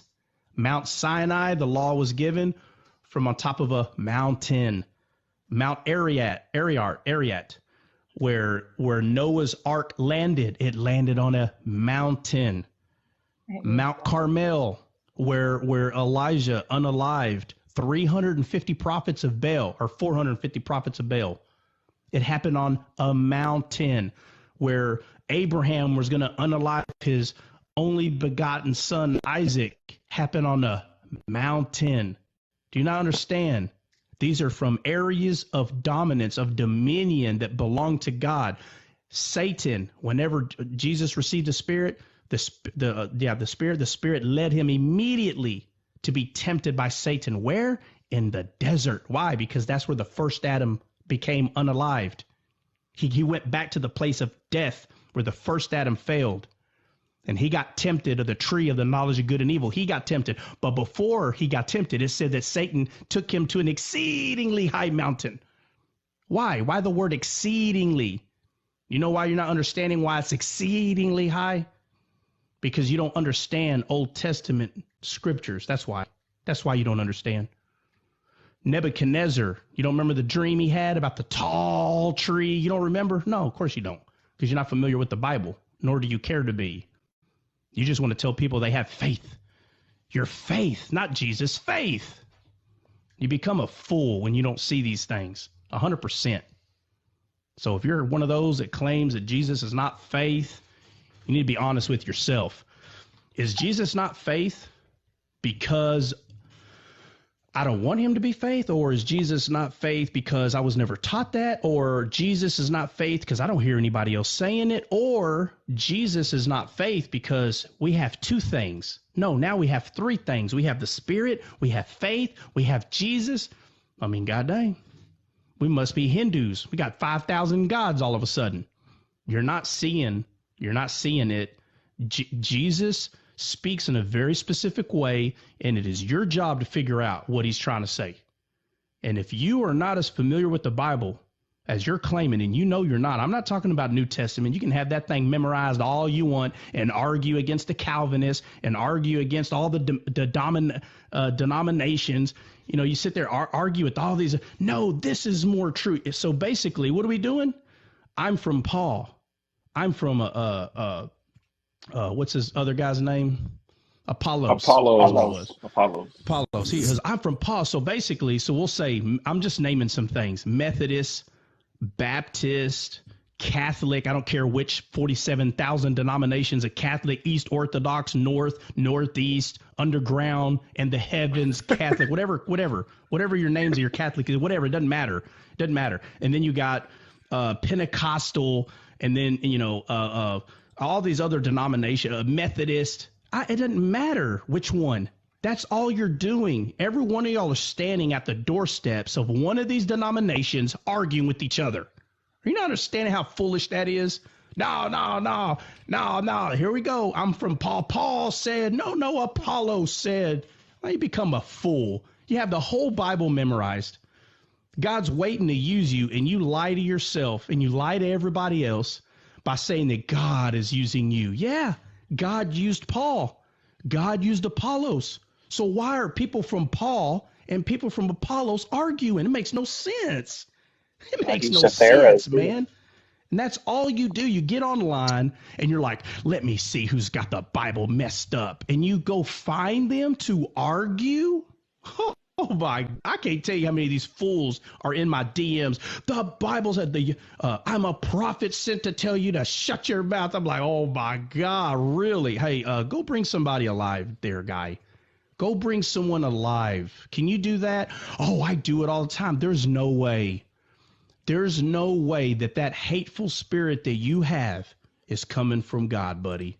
There's no way. I've never been led one time to go up to a believer and with a red pen and wait for them in my own head, by the way, in my own head, I'm telling them, I'm going to wait for them to mess up. So that's what God is calling you to do. God told you to go wait for someone to mess up. By the way, in your own head, they're messing up. In your own head. And I'm going to pull out my red pen and I'm going to tell them, thus saith the Lord. You don't have to use the words, thus saith the Lord. When you come up against another believer, just for the mere point to argue because you don't like what they're saying or how they're saying it, you've been fooled again.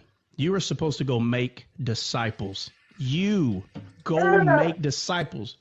And you see yourself, why can't nobody will listen to me? Well, yeah, well, I'll tell you this.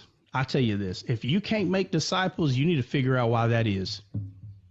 It is not because of the trots out there. These people, they're messing it up for me. Y'all people trip me out, man. Y'all, you're preaching these lies. Because of that, nobody listens to me. Listen. I don't know how many times I got to say this.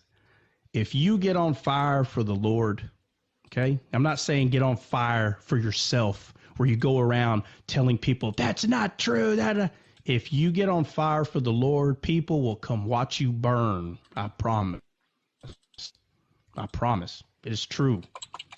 You have to be on fire for the Lord, not on fire for yourself. Don't do that. Being on fire for yourself is not the same thing as being on fire for the Lord. Okay, so it's a sad thing, but it happens. And people say, well, how do you know if it was the Lord? Listen. Don't worry about John, Peter. Don't worry about John. Well, what about him? Don't worry about him. Why are you asking questions about everybody else? Don't you understand? You're the problem at that point. You're the problem. You, not Trot, not all these other people talking about God. They're not the problem. You are the problem. You, where's your fire at? You got your own fire? Or are you just over there trying to put water on somebody else's? This is real sad. This is such a sad time, man, that everybody's just trying to figure out how to shut someone else up because they're ruining what I'm saying. They're ruining it. Oh, don't think I don't know who you are. Oh, I know who you are. Trust me. I know exactly who you are, man. It's crazy. It's crazy. I don't ever go against what people are preaching unless it is completely upside down. And I'm going to be clear on what I mean by this. If someone tells me that Jesus is not God, okay, then I will say, hey, whoa, Bubba, that's a pretty big one right there. You are missing it big time. But I'm not going to argue. But I will say, okay, on that note, hey, Bubba, that's a, man, I don't understand how you don't see that.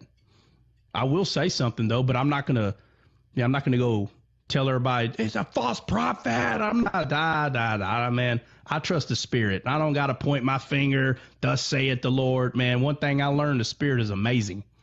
And you know how people when someone doesn't believe 100% that the Spirit is amazing, they think they have to say it all. That's all you got to do. They think they have to say everything. Like they think they got to come against you. That's wrong. 2 hours about how you're wrong about what you're saying. Listen, if you truly believe the Spirit was amazing, you would not be talking 2 hours about how someone is wrong about something. Okay? You wouldn't. I'm talking about to their face. Like I'm going to call them out. I'm not going to say nothing behind their back. I'll tell them to their face. I'm talking about that kind of attitude. That kind of attitude right there. Like if you feel like you really disagree with someone, fine, you can tell them, but just check yourself. You could be wrong. There's people that say things all the time, and I'm like, okay, well, I'll send a message or I'll send a scripture to correct them, and I'm like, hey, have a good day. That's it. That's no big deal. And people, well, you don't know everything. Oh, here we go. Here we go. It's funny. People still think they have to tell you don't know everything. There's nobody in this. There's 58 people or whatever. I don't believe there's anybody in here that thinks they know everything. I don't even have to say that to somebody. For you to even have to, you don't know everything. Dude, no duh. Nobody knows everything. But what you have to understand is you do have to know something about what you're talking about. You don't have to know everything. Know something. That's the whole point. Know something and then become a black belt in that thing. You understand? Like when I was learning Brazilian Jiu-Jitsu, and it is a true saying, getting your blue belt, it's not very easy. But let me tell you something. That's all you need to defend yourself. You really don't need all the other belts. All the other belts obviously will help because what if you're going up against a blue belt? Well, obviously, you better know a little more tricks up your sleeve because now it's just a matter of time. It's kind of like a game of chess on who's going to win, but the more you know, it'll help you. But for any thug, goofball, gangbanger on the street that wants to beat you up, if you have a blue belt in Brazilian Jiu-Jitsu, you're going to beat the brakes off of them, period. 100%.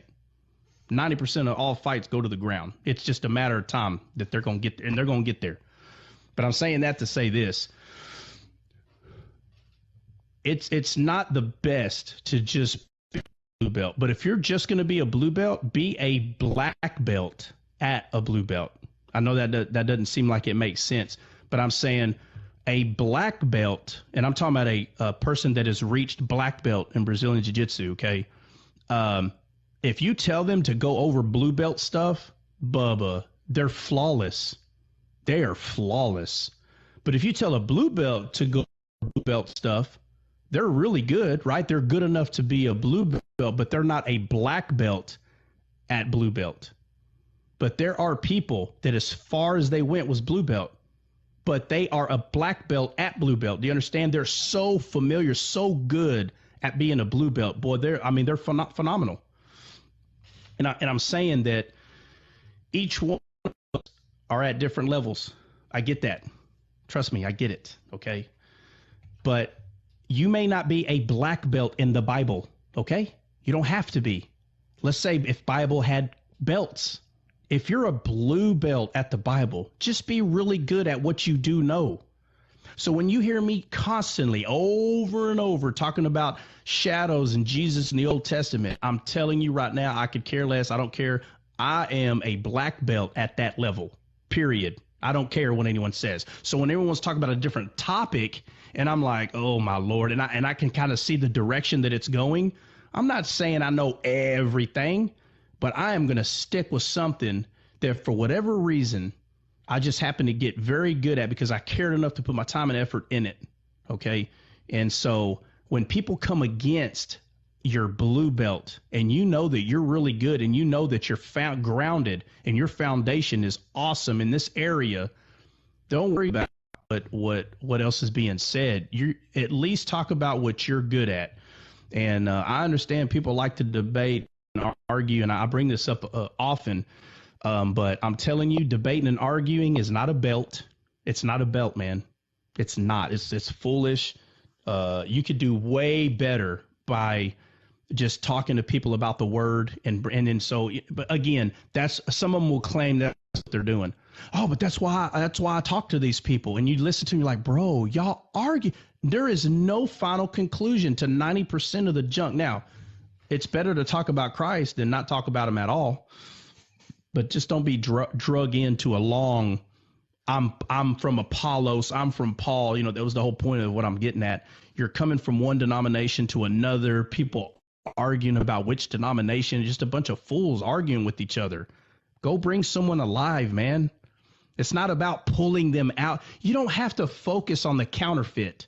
If you think someone is in a counterfeit belief, don't make the mistake and focus on the counterfeit. Focus on what is true. Just focus on what is true and then preach that. That's all you have to do. Jesus wasn't focused on Satan.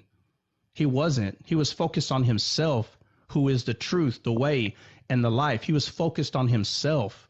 People came alive because of him talking about what was true, not because he focused on hell. He didn't focus on hell. I've even heard people say that all Jesus talked about was hell. And I'm like, oh, my Lord, dude. No, not even a little bit. It's not true. He was all about himself.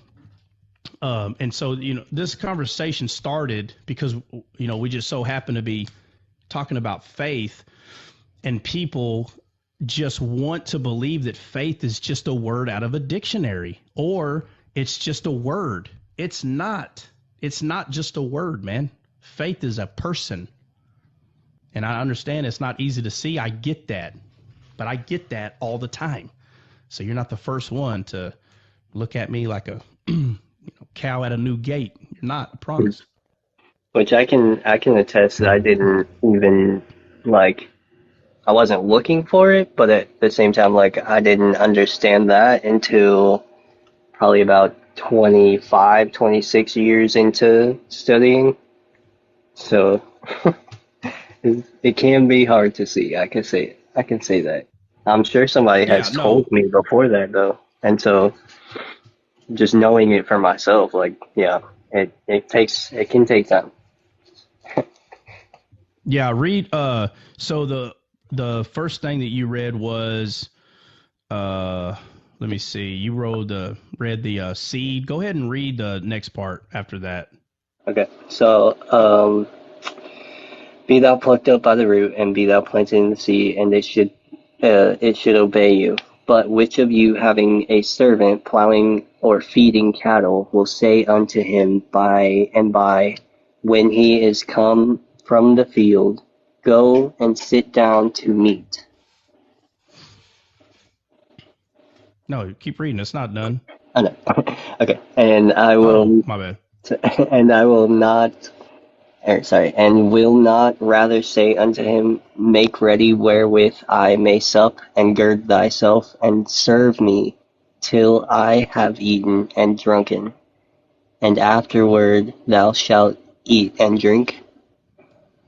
Doth he thank that servant because he did the things that were commanded him? I trow not. So likewise ye, when ye shall have done all those things which are commanded you, say, we are unprofitable servants. We have done that which was our duty to do. Okay, so in a nutshell, in layman's terms, right? I'm not trying to dilute or water down the way Jesus said it, but if we wanted to put this in 2023 Western eyes, what is Jesus saying? Hit it, Dre. Okay. He's saying if you have a if you're a master of somebody, then you don't tell them when they come in to kick their feet up and relax, and I'll serve you. I'll get you something to drink and eat. No, your servant comes in and tends to you until you're full, and and you don't celebrate because And they then and then did they can kick and then they can kick their feet. right, and you don't celebrate because um he's done what's expected of him. You don't celebrate because it's expected of him to do it. So same with faith. When something comes to pass and you take whatever you want by faith, you don't celebrate. You don't no need for celebration because that's how it works. You take everything by faith. Right. So that's exactly what he's saying. He literally in English, he's like, guys, come on. If you had a slave, what he's saying, and you got to understand, when was the first time that a slave was mentioned in the Bible? Where? Y'all remember? Uh, First time. Slave or servant. Doesn't matter. It's the first time it was ever brought up. I say this all the time because it's vital. This goes all the way back to what I'm saying. Being familiar with the Bible matters. It matters. It was right after the law was given. Immediately, right after the 10 Commandments were given, he starts talking. Watch the. What are you talking about, Flip? Put it in the chat. Oh, you is can't it say that? Okay. is it Genesis Okay. with a servant of servants? So we'll say servant. It's right after the law was given. Somebody find it real quick. Let me see if I can. I'll look for it too. We might as well go there. Let's just go there. Let's just go there. So the first one I'm Somebody seeing find is where the Genesis 9:20 as far as serving. all right, hold on. Let's do this first. Let's But find where that's the Ten no. Commandments were given. Okay, Yeah, let's find that. okay. No, That's no, Noah. okay, no, So hold on. CJ, what's up? what What's was up? the CJ? What was the verse you just brought up? Genesis what? So I 9:20 can go over what I'm saying. All right, let's go to Genesis 9. or All wait, right, Trot, okay. so I can. Hold on. wouldn't it be Moses' mother is like the first mention of a servant? Yeah, well, I'm talking about like when there's this, and when I say first time a servant is mentioned, I'm talking about when like there's this order of fashion about a servant, not 20. like one in existence. I'm talking about Oh, order of fashion, like it starts giving you rules about them and stuff. okay. What This 20? one What'd you say? is 9:25. It just says, and he said, All right. "Cursed be Canaan, a servant of servants shall he be unto his Yeah, brethren." Okay, trust me. When I break this down, you'll understand what I'm saying. I'm not saying Okay, like the first time the word, like not like that, like the first time that right, there's right. this order of fashion. I'll show you what I mean. So oh man, what happened? Okay, so let's go to somebody find where the Ten Commandments were given. I'm looking forward to. I just don't have it memorized, so I could show you exactly what I'm saying. Okay.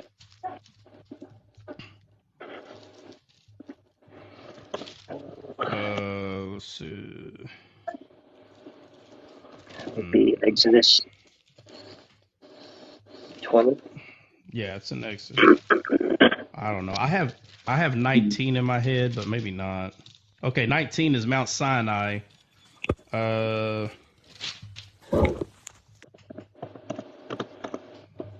okay, so 20.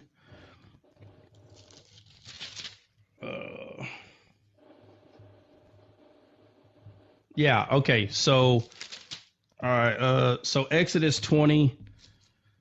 Yeah. So Exodus 20 right here. I mean, I'm in 12 already. So 13, thou shalt not unalive. 14, thou shalt not commit adultery. Okay. So Exodus 20 in the teens, you're seeing the Ten Commandments. And then it talks about the altar in 22, 23 somewhere. All right. And then we get to the end. I'll say, so this is 2026. This is the last verse in Exodus is 2026. Says, neither shalt thou go up by steps unto my altar, that thy nakedness be not discovered therein. And if you don't understand what nakedness is, then we're kind of going back to third grade there. But okay, so we get to Exodus 21, and it says, now watch this. This is the point I'm making. So right after the law is given, why in the world does he go straight to servants?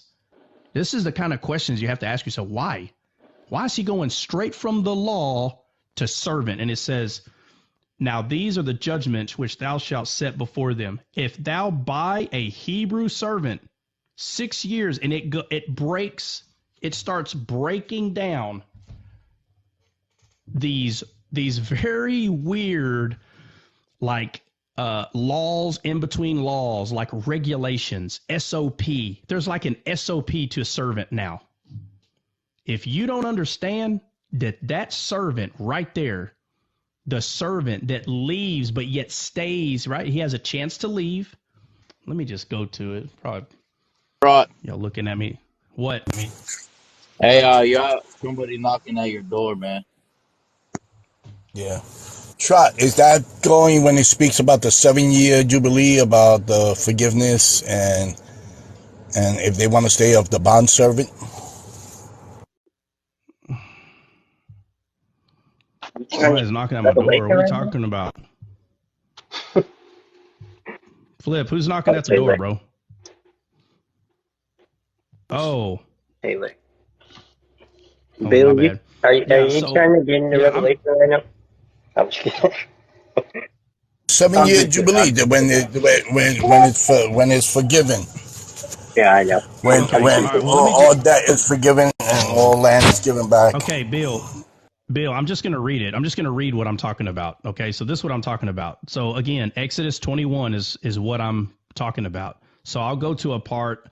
I'm not trying to spend too much time on this. I kind of want to get back to where we're at, but okay, so 21, Exodus 21. Now these are okay. I already read that. If thou buy a Hebrew servant, 6 years shall he serve. And if you don't understand the numbers in the Bible, this is what makes it hard to understand again. The numbers 6 and 7 play a significant, very significant role. And if you're not understanding the role of these numbers, you're not understanding what you're reading. I'm telling you, this has nothing to do. Okay, I'm telling you, physically, yes, it is true. But if you don't understand there's a spiritual side to what's being said right here, then you do not and you will not understand that Jesus is faith. You will not see it. It'll never happen. You just be arguing like a fool for 20 years until we get to heaven and notice that he was your servant the whole time. Him. And people say, oh, well, it says he's our servant. Oh, well, let's talk about servants then. If thou buy a Hebrew servant, 6 years he shall serve, and in the 7th he shall go out free. Huh. Imagine that. Number 7, they're free. Watch. It says, if he come in by himself, he shall go out by himself. If he were married, then his wife shall go out with him. If master have given him a wife, and she have bore him sons or daughters, the wife and the children shall be her masters, and he shall go out by himself. And if the servant shall plainly say, I love my master, my wife, my children, I will not go out free. If you don't understand what that is saying spiritually, my friend, stop knocking on my DMs and looking like a fool. You need to go study that out, and you better make sure you're right about what you're saying before you just come against something that you don't like what you're hearing because nobody taught it to you, or you're not as familiar with the Bible as you're claiming. It's one or the other. So it was Christ that said, I'm staying. The reason that this servant that is being very specific, I'm talking about the servant. I'm talking about when I say it was the first time a servant. No, I'm talking about Christ. The first time as Christ being a servant is mentioned as far as details. I'm talking about the details that's there. It's making it very clear what this is referring to here. That's what I mean. Okay. I'm bringing it up. That's why I'm bringing up the one after the law. I'm being very specific about which one I'm talking about. The one after the law. So the way it breaks down, the type of character that this servant has, bro, there's only one servant that has that character that says, I'm going to stay. I'm going to stay. You'll be my master forever. There's only one. And if you don't understand that, and I know it sounds weird to say this, it does. It sounds very weird, but it's because you're allowing your feelings to override truth. Jesus said, I come to serve, not to be served. So if he's your servant, are you not his master? Let me ask that. Are you scared to say that you're his master? Let me hear. Where are you at? If he's your servant, are you not his master? Show me. Anybody? Is that true or not? Yep, that is true, and that's the hard part. That's the part that's That's hard the hard. to That's the understand. hard Yep, part. So yep. okay. So watch this. If you're his master, now here's the next question: are you his master by force, or are you his master because He he chose to made be. you? He chose to be. There you go. So when you're reading Samson, and Delilah is saying to Samson, how can I take where does your strength lie? If you have not noticed that he made himself a servant to Delilah, if you can't see that he's telling her everything in his heart out of his own free will, if you cannot see that, then you can't see that Samson's a shadow of Christ, because he tells her all of his heart. He really does. But in the Old Testament, they're not ready to hear. They're not ready to hear a truth the way Samson gives it off. He says, if by me, he talks about it literally in Hebrew, it's talking about being green and fresh. The ropes that he's telling her to use ropes that have never worked. Do you understand? You can't earn him by works. It's not a coincidence. He's telling her, you have to bind me with faith. This is what he's telling her. It's not just Samson merely saying, oh, you just go get some ropes over there, by my hands. No, buddy. No. And then you become a fool because you believe what Delilah said. Delilah said, you lied to me. He did not lie to her, I'm telling you. It's you today who's not understanding what Samson is saying is the problem. You today. Do you not understand? You read the story of Samson, and your carnal mind makes you stay in the New Testament because everything's already revealed. But you can't get anything revealed from the Father. So you stay what's already been revealed in the New Testament, thinking that you're in the promised land, when the truth is you haven't received anything from the Father. You know who you are, and I'm not pointing the finger, but you need to understand that in order for Jesus to be seen as faith, you have to understand these parables in the Old Testament. And I'm telling you, there's too many people here in this and the live right now. There's too many people here that kicked against the pricks long enough, and finally their eyes were open, and they'll always see that I could pass away tomorrow, and the truth of what they can see will live on through them, and it'll be passed on to other people, because they'll make disciples, not because they're arguing about denomination, not because they're arguing about who's a false prophet and they're not arguing about any of that.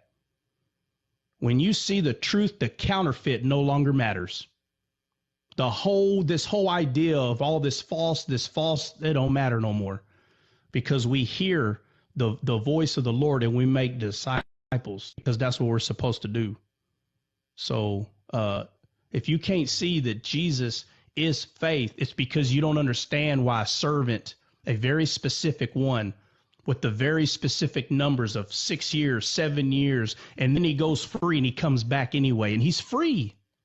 He's free.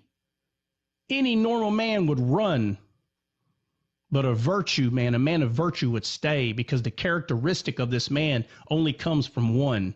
There's only one man that knows how to act this way, and it's the last Adam.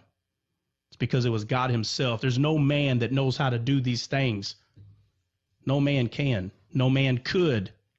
The man tried, but the virtue comes from God.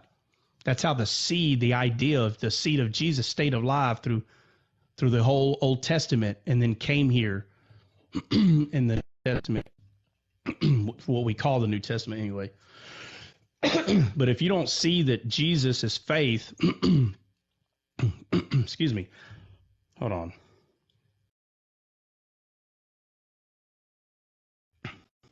A coincidence. The word faith is it happens almost 500 times in the entire Bible. Like, that means every single book has. I'm looking at it.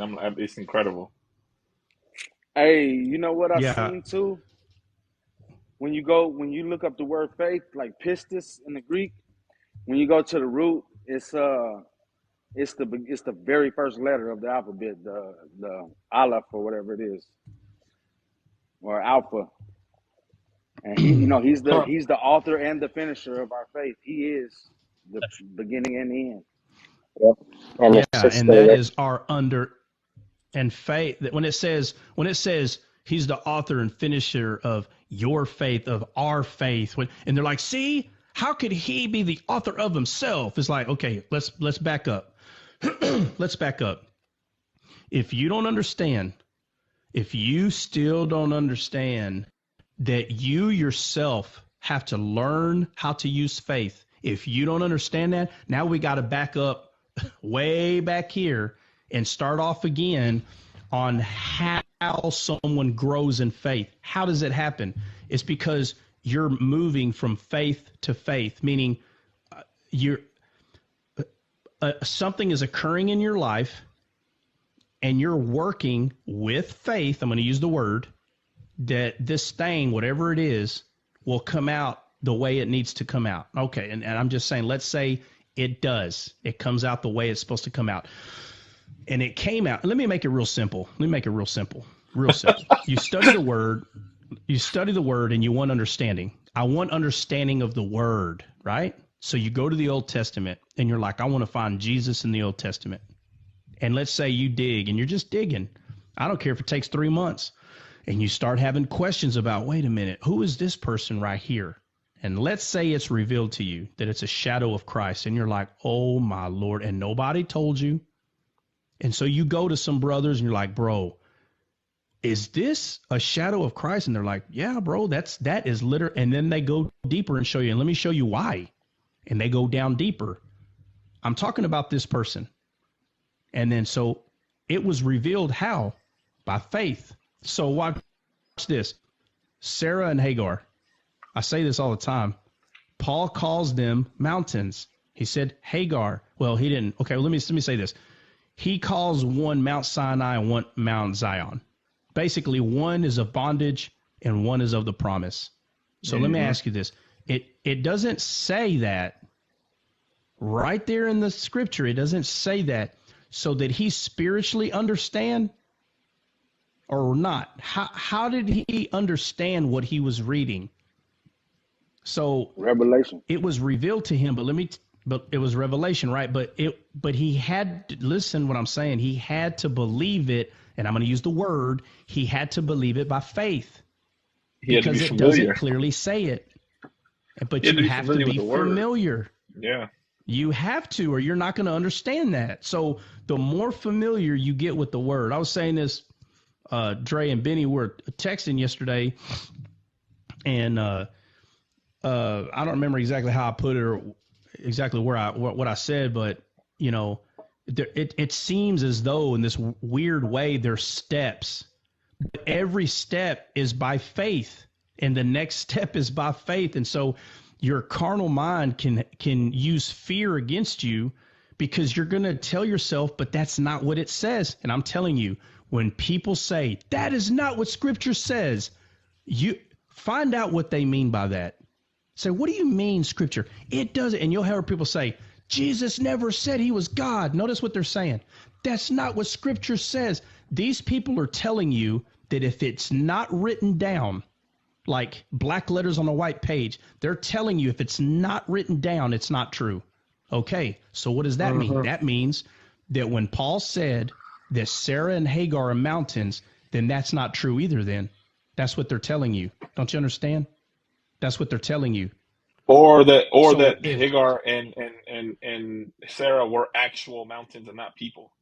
If you want to be that literal. Yeah, right. And so what people say, what Christians fail to do is they'll say, yeah, but Paul revealed it to us. It was revealed by the Spirit.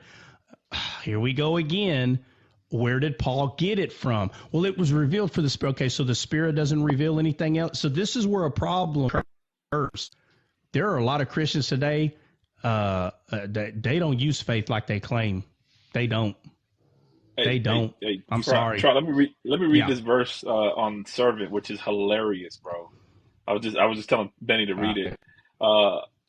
Proverbs 30:10 says, accuse not a servant unto his master, lest he curse thee, and thou be found guilty. Yeah. I just thought that just tickled me. But even with Jesus being a servant, people are not even reading the black letters and white pages, to be honest with you, bro. They're not going to let the Bible get in their way, like you say all the time. Isaiah 53:11, they love to say that's Jesus. They quote that's Jesus, the suffering servant. And he literally says in Isaiah 53:11, he says, and shall my righteous servant justify many? It's right there. It's clear as day. So if you match 53:11 with faith, which is a servant, bro, how do you not connect these two? Right. It's the entire dude. It is everywhere. And I don't mind. We can sit here. Right? But, okay, so let's get back. Let's get back to what we were Let's get back to the main verse that we were talking about, right? So CJ read when the disciples said to Jesus, "Increase our faith." If you pay attention, some of the things that the disciples could not do. If you pay attention, you need to pay attention. I'm not talking about, "Oh, ye of little faith," and you're like, "Oh, that word little." I'm telling you, that word little means time. I'm telling you right now, you are not putting everything in context. You cannot just put something in context in just a story. It has to be in context in the Bible in its entirety as well. Don't you understand? It has to be in context with the Bible, not just the story. So this whole idea, well, hold on, right now we're in Matthew 14:9. Let's just stay right here, bro. What? No, absolutely not. It has to be in context with the entire Bible. So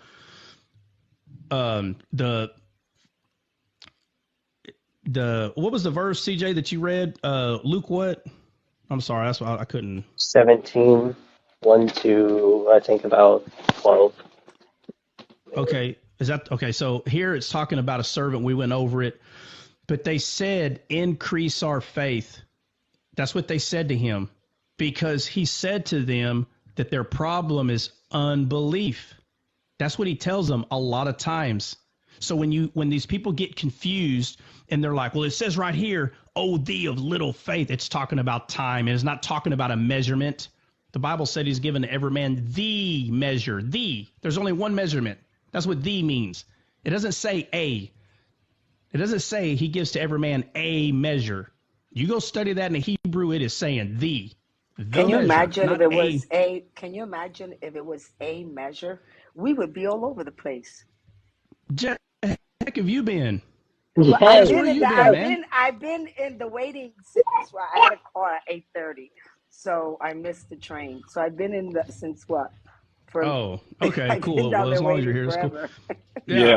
All right, my bad. Well, I was letting people up in order as they were arriving, so I was trying to be Yeah, I fair. know. We forget about the ones that were there from the beginning. yeah, no, that's fair. I'm Hey, I'm Jesse, so I I'm offered so to No, it's drop, fair. bro. No, I I know offered to he drop, did, sister. and I told him to stay. No, I'm just I joking with guess you I guys, should man. I had a drop. phone call this morning.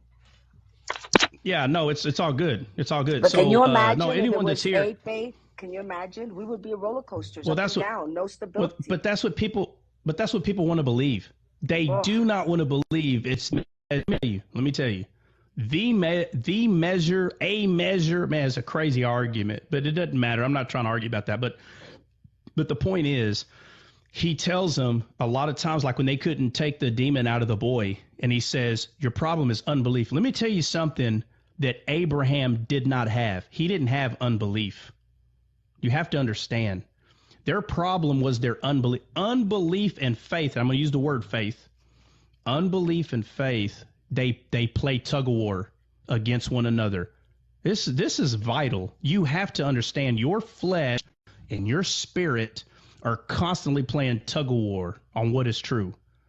Your unbelief is your flesh, and faith, Jesus, is the other side. And so when people say, "Oh, Jesus can override," no, here we go again.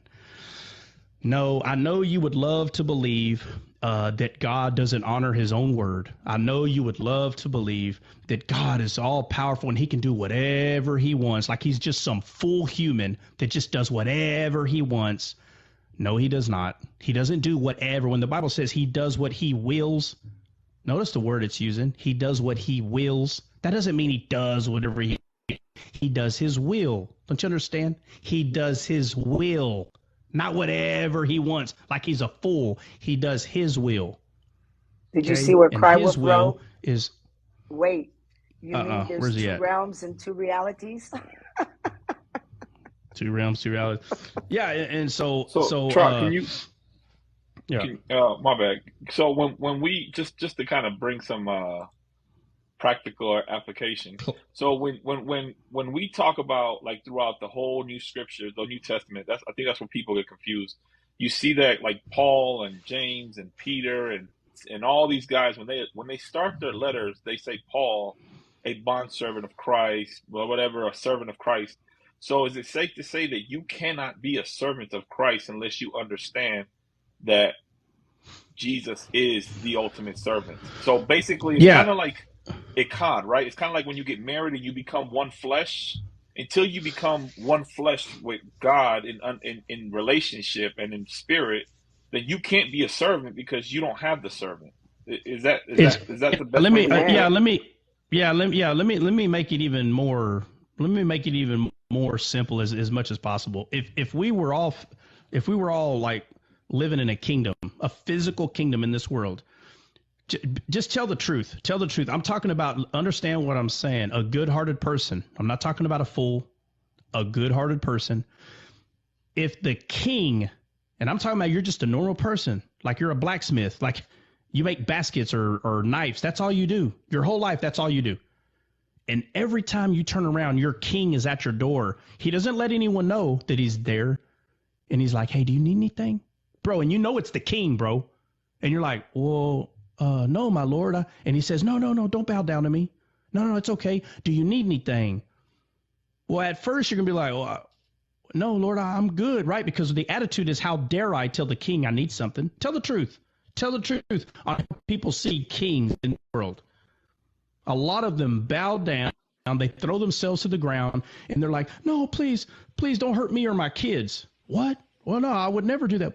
Lord, a king, how could you come up to me and ask me if I need something from you? No, because it's going to sound like he's complaining. See, a lot of people start off their relationship with God like that. But if he kept coming every night asking you, are you okay? Are you good? Eventually, you're going to stop acting like that, because you're going to start seeing that he is not what you think he is.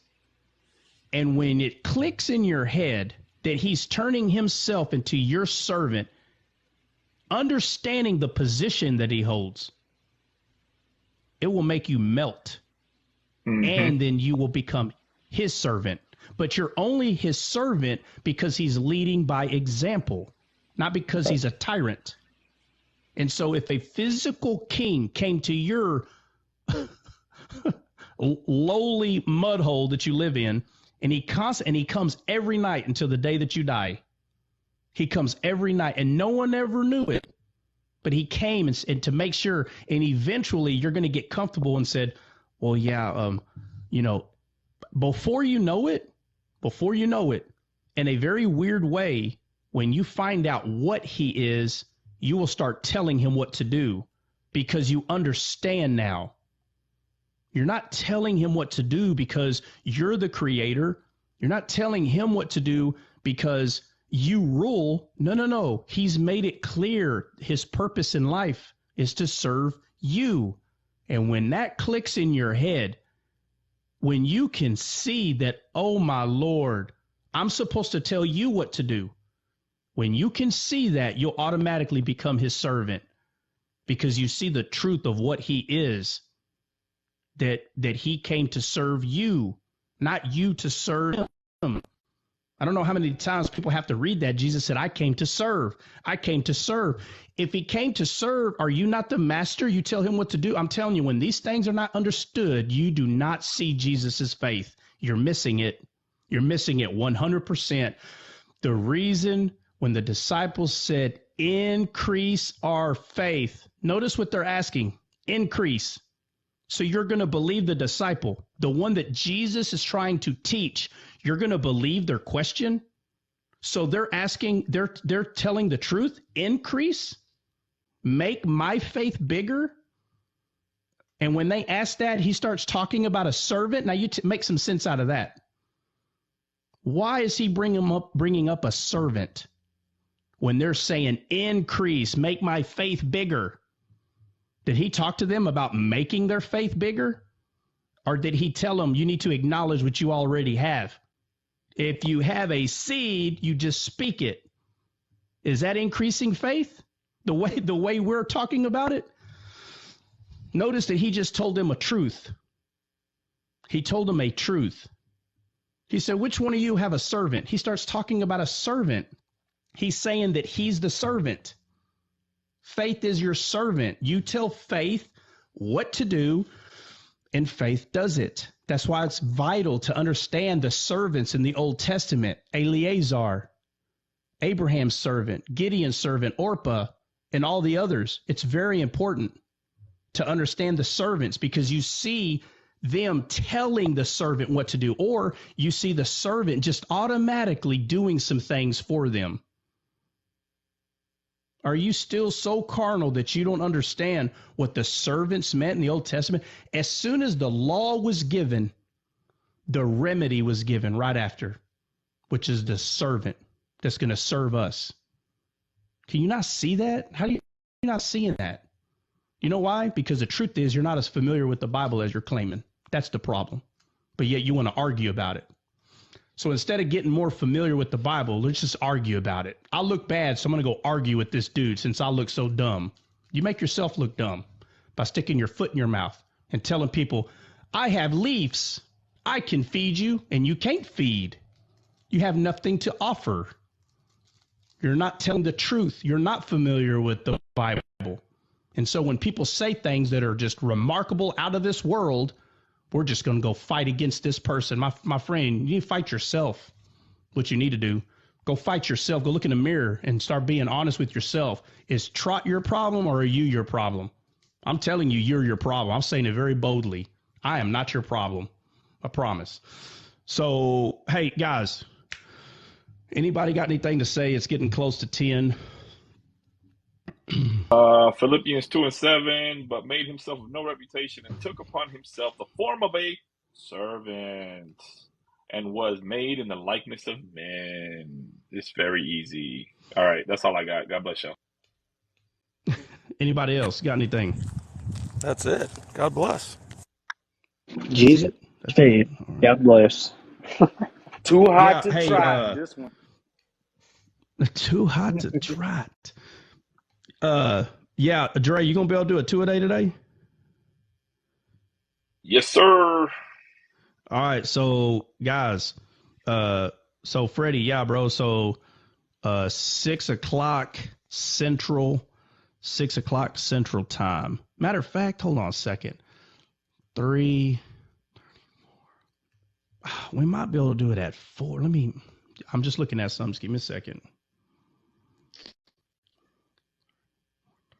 5. Try's No, a let's busy do. man. I'm just making sure. Hey, man, I can't help it. Sometimes I'll kind of. Games. He's retired, bro. He's making sure he doesn't interrupt his bingo games with the old Yeah, folks. Bingo, as I said, bingo, bingo, bro. bowling.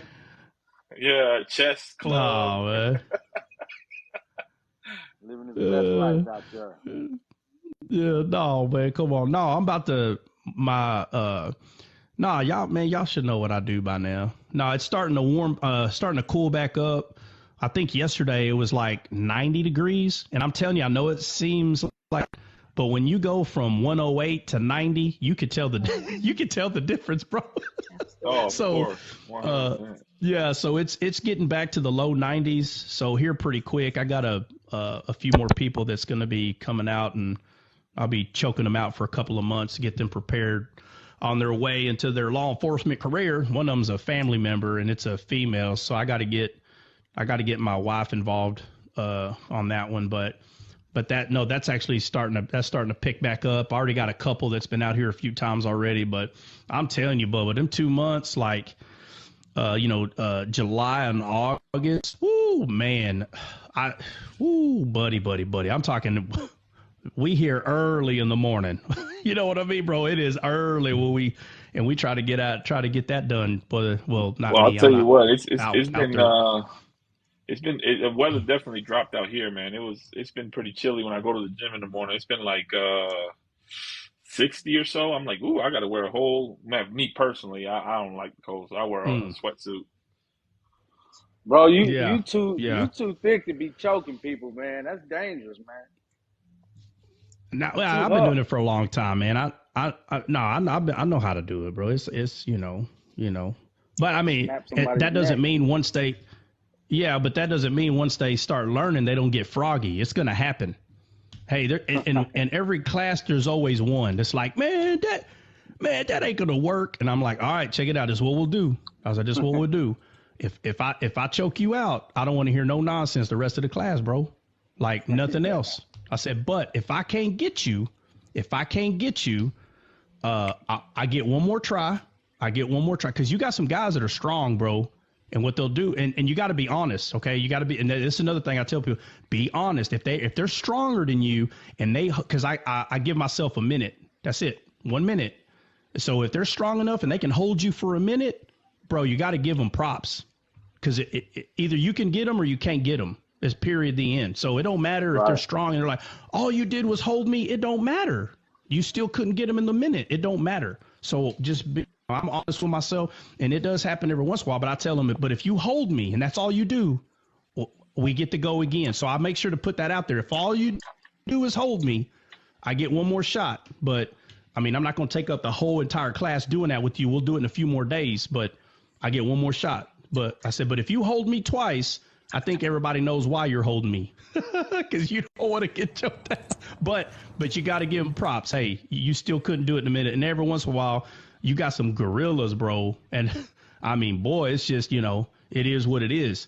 But what I always tell them is, you want to put a 10-minute on that, and every one of them will say no, because that strength is going to leave within a few minutes.